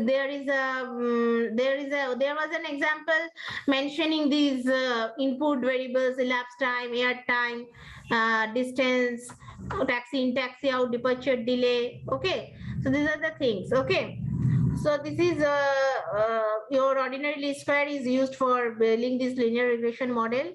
SMF stands for statistical model functions, under which this ordinary least square is computed. That is the formula of linear regression is used here. Okay, so this is your array delay. The arrival delay is your target response, okay, which is the value is predicted based on these predictor or explanatory variables. The predictors are elapsed time, these air time, distance, this. Okay, so we first create a linear model using the following command. Okay, the variance inflation factor of the variables can be checked by regressing each of the predictors against the remaining predictors. So elapsed time with the respect to the other predictors, we have found this. Air time, we have found this. So distance, taxi, taxi out, departure delay. So what are the two variables that has maximum VIF? That is elapsed time and air time. Now look, we focus on elapsed time and air time. Okay, as the two variables with the maximum VIFs. We now examine the regression coefficient. You can use T statistics, J statistics, whatever you want to choose here. T statistic has been taken. So look, look at the value of T statistic. Okay, when you build the model, then you will find that this is the T statistic, and as elapsed time has the higher absolute T value, we keep elapsed time in the model and drop air time. Because just look, you have to drop the variable that has the less significant coefficient. Okay.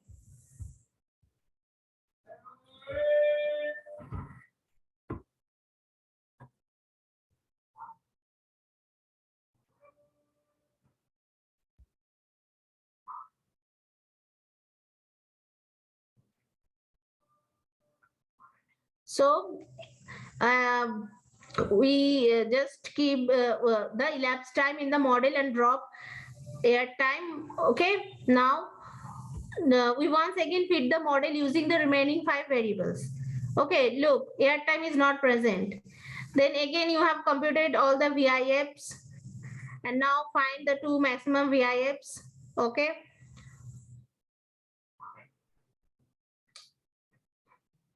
so now we focus on the two maximum VIFs, that is elapsed time and distance, because you know here elapsed time is the VIF of elapsed time is 28.828. Okay, and the VIF of distance is 27.047. So look at the corresponding T statistic. So drop the least value for the T statistic. Okay.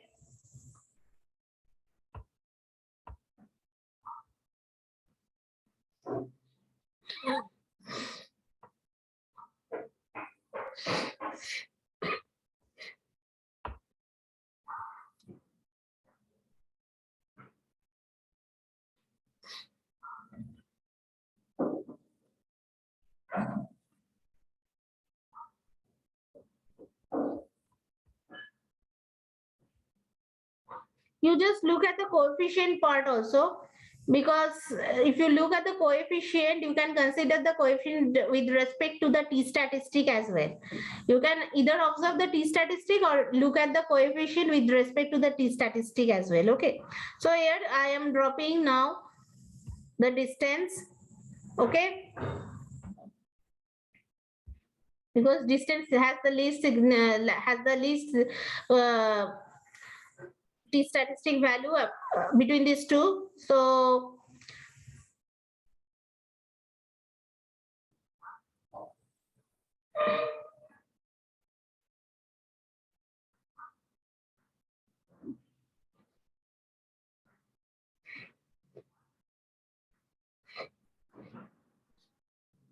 okay,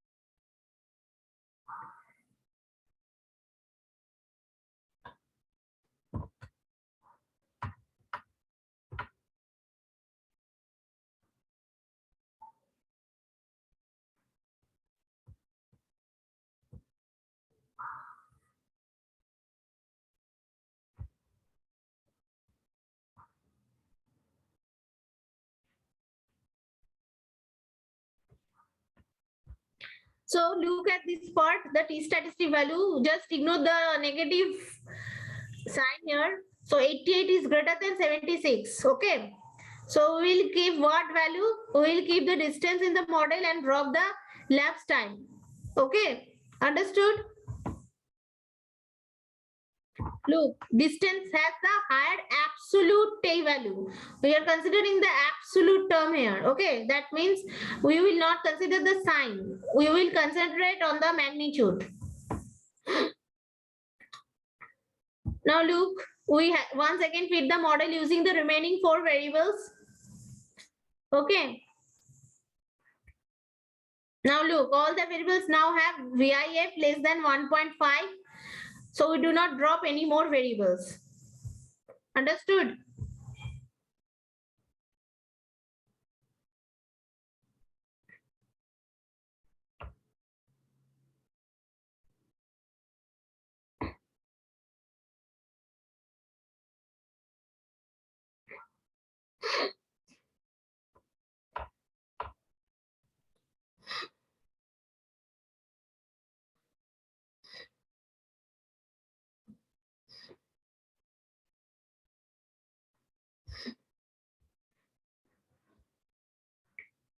So this is the case.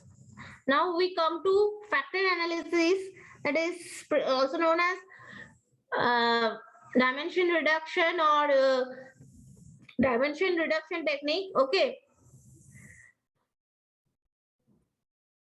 That is based on this principal component analysis algorithm. Okay. So just go through.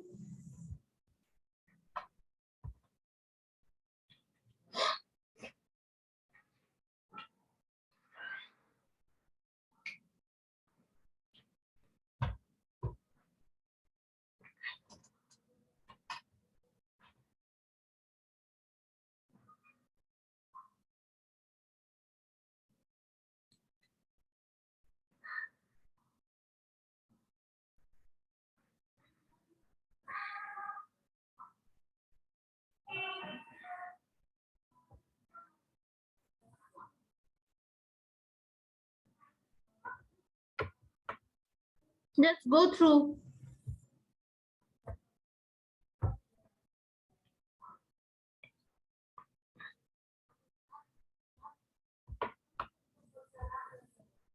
Just wait.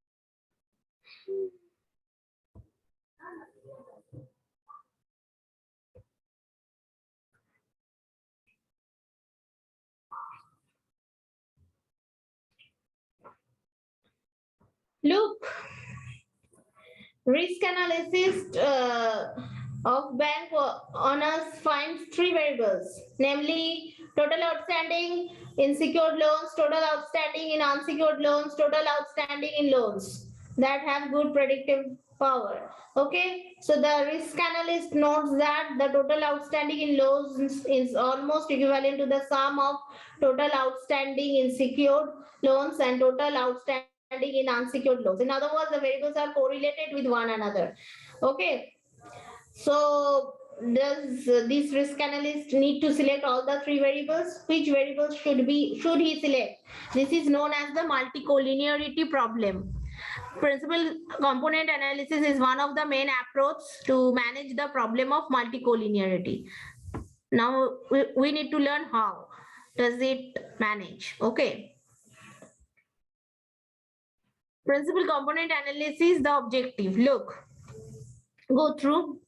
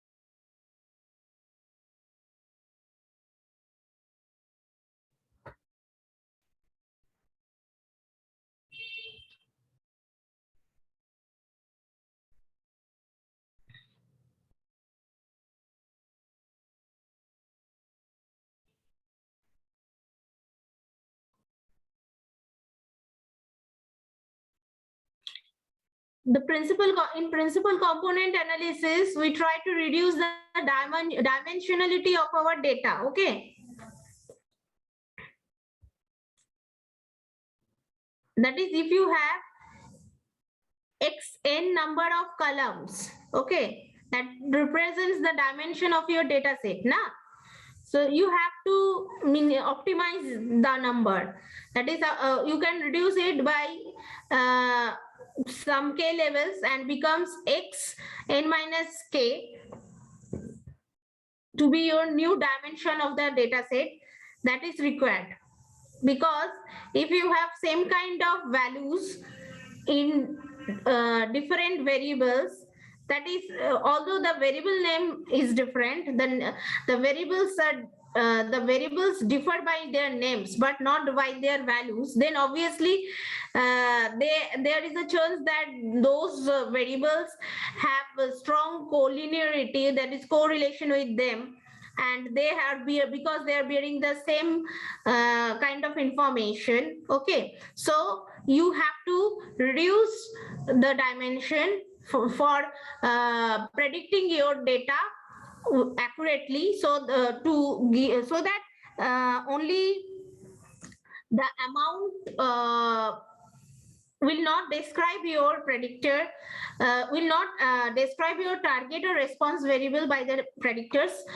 The way importance needs to be revealed, that is the importance of each predictor in explaining the target variable needs to be checked. Okay, that is how much important weightage they can how much important weightage that these predictor variables can explain can assign on this can assign on the target variable, or can help you predicting the response variable. Okay, understood?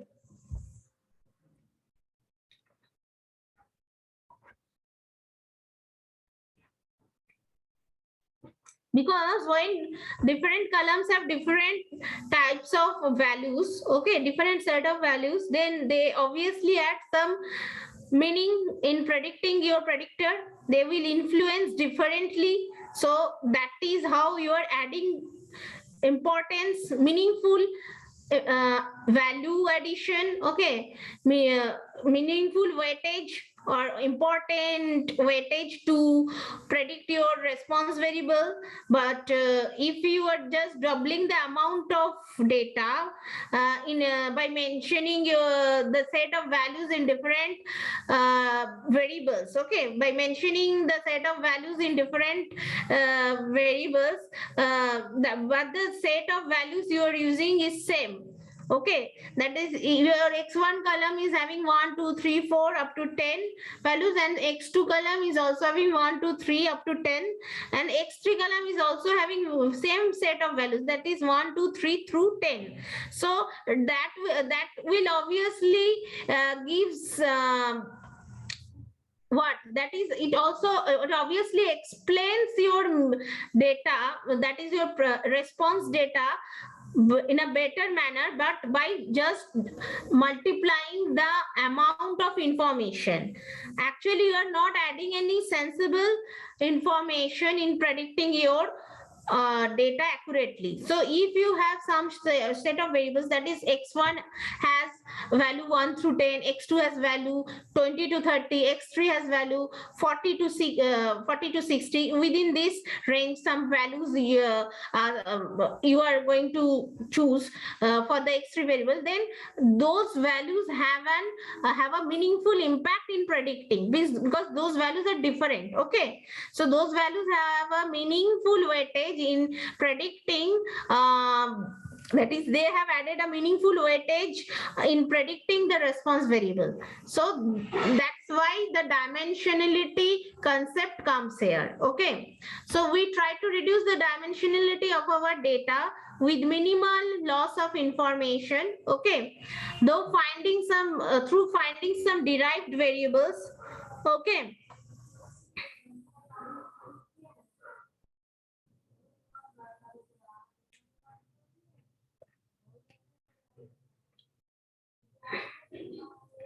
that are in so through that are independent of one another, so we have to find those variables that are independent of one another, that is that those variables, those predictor variables will not dependent on each other. Okay, we have to find such variables.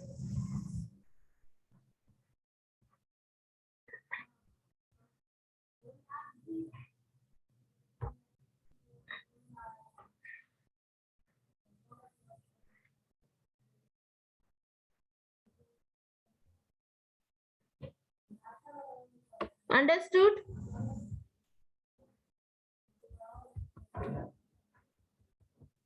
So this is a geometrical illustration. Just look. The risk analyst plots two variables, namely monthly income and monthly household expenditure, and obtains the following plot. Okay. Clearly, this is a strong correlation between the two variables. Okay, positive strong correlation. That is, with the increase of monthly income, monthly household expenditure also gets increased. Okay.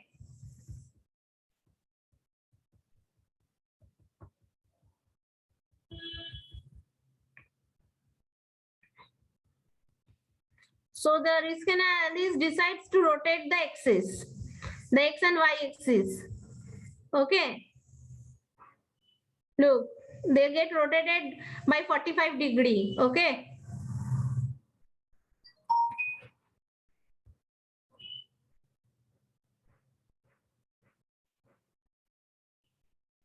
Now, so what is the new x-axis? Nothing other than a linear combination of the two original variables.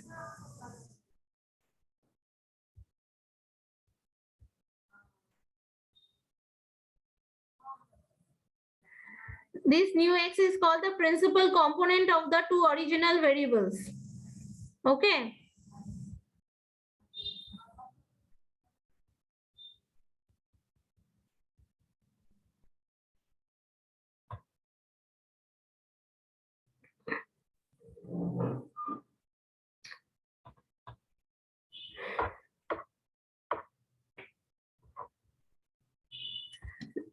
Now, how do we select the principal components? Look at this part.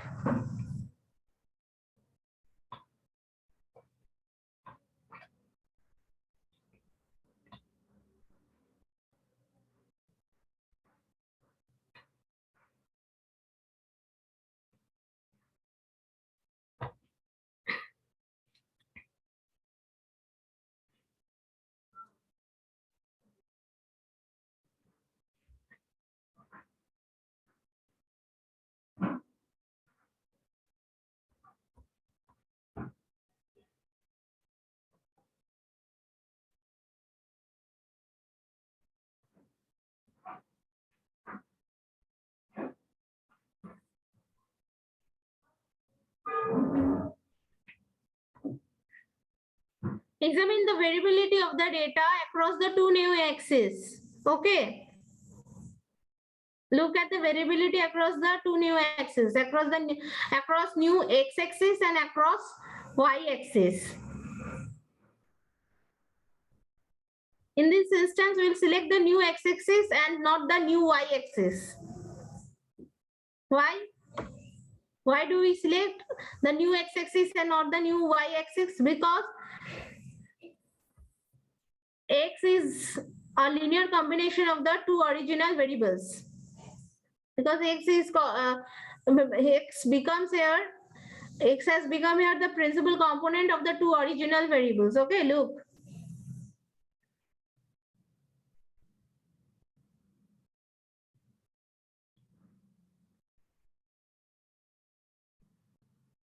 And the variability of the data takes place across the new x-axis.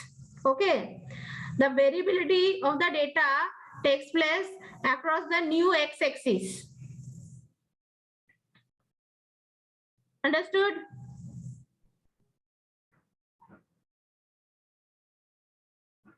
So what is the mathematics behind principal component analysis?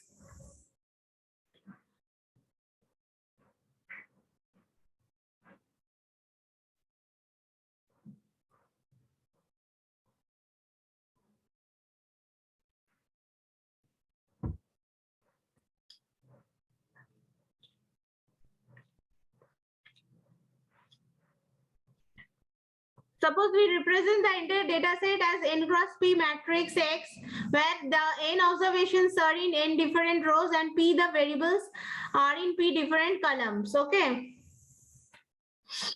We define b equal to x.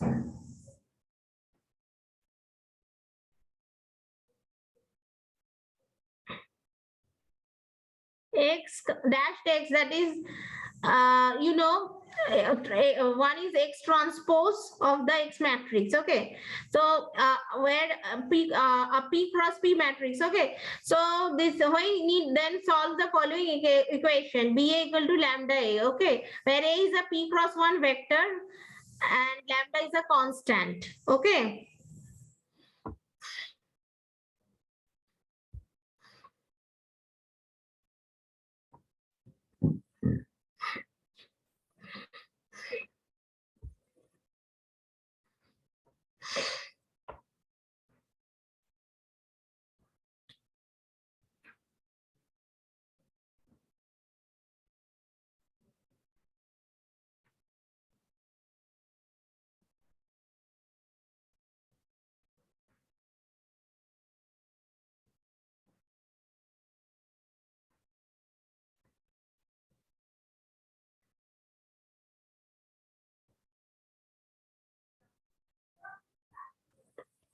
P cross 1 vector means that is P rows and 1 columns. That defines only the columns present. Okay, the column numbers the column numbers will be present in the P number of rows, and 1 column defines, that is the column names. Okay.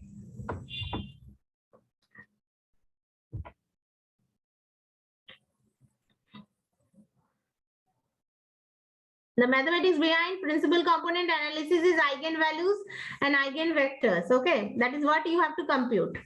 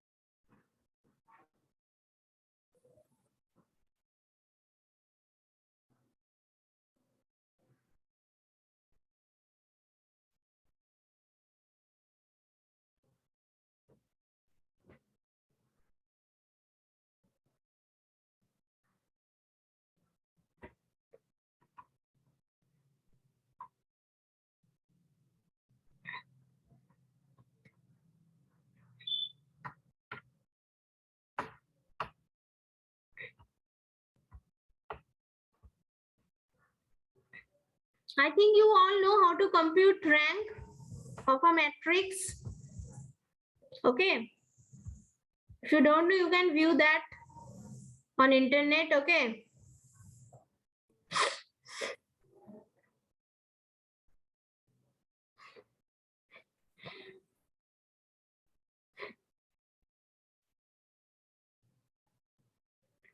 So each solution of lambda is called an eigenvalue, and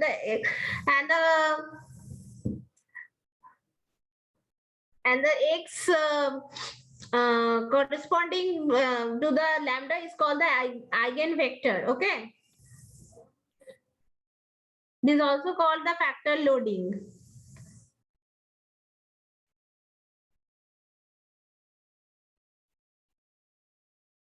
So suppose lambda 1, lambda 2, look at the sequence. Lambda 1 is greater equal to lambda 2 is greater equal to lambda 3 is greater equal to through greater than equal to lambda p, and the corresponding eigenvectors are a1, a2 through a suffix p. Okay.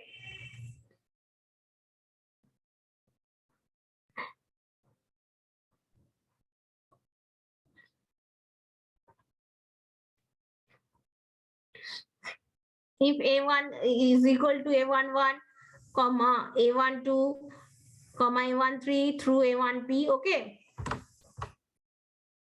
Then the first principal component or factor is given by in this way, where x1, x2, x through xp are the p variables in our data set. Okay.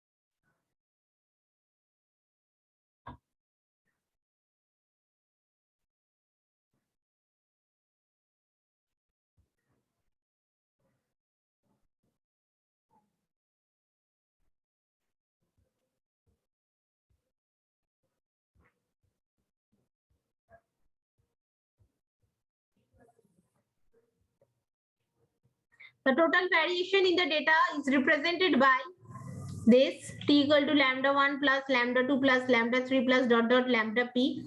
First select pc1 and then calculate lambda 1 by t.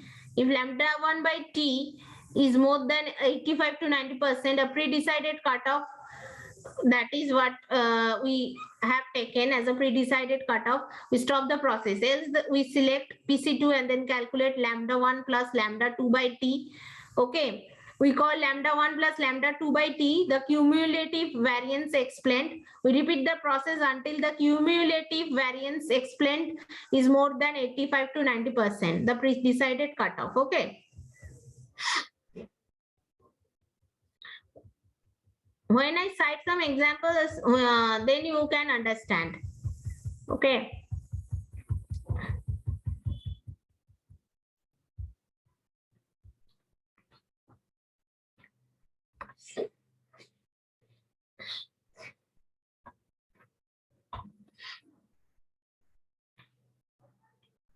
Look at the principal component analysis implementation.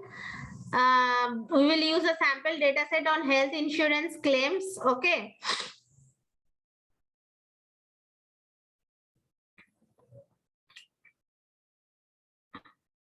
Then look at the following variables: claims ID, claims amount, room and nursing charge, surgery charge, consultation charge, investigation charge, medicine charge, miscellaneous charge, claims paid. After reading the data, we remove the categorical variable claims ID. Okay. It is of no use to us. Okay. Now look at the principal component analysis.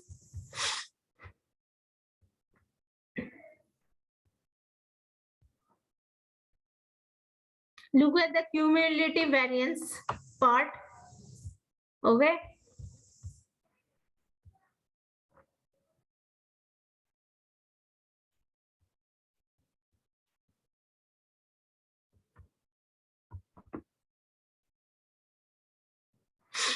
So from the results, we find that the first principal component explains 73.7% of the variation in our data, whereas the second principal component PC to explains 10.8% of the variation in the data. Following a logic of a 90% cutoff, we will probably settle within PC3. Okay, look at the cumulative variance. We'll probably settle within PC3. Okay. So the following are the coefficients of the principal component. Okay.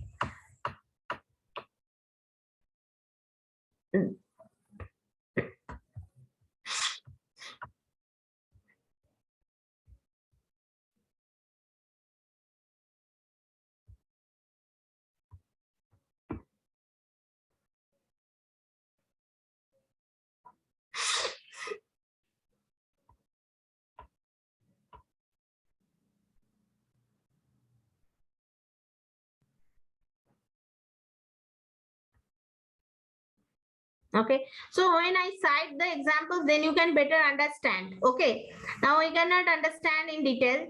I will explain you in detail. Okay, this is just an overview.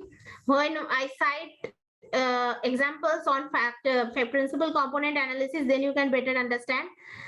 Okay, I will illustrate that part also. But right now it is already 11:45, so I don't want to continue further.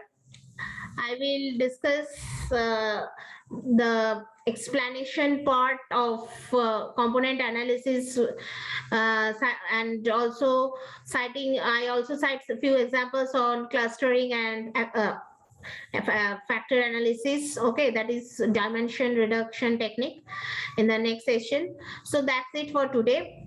Okay, so Anish, are you there?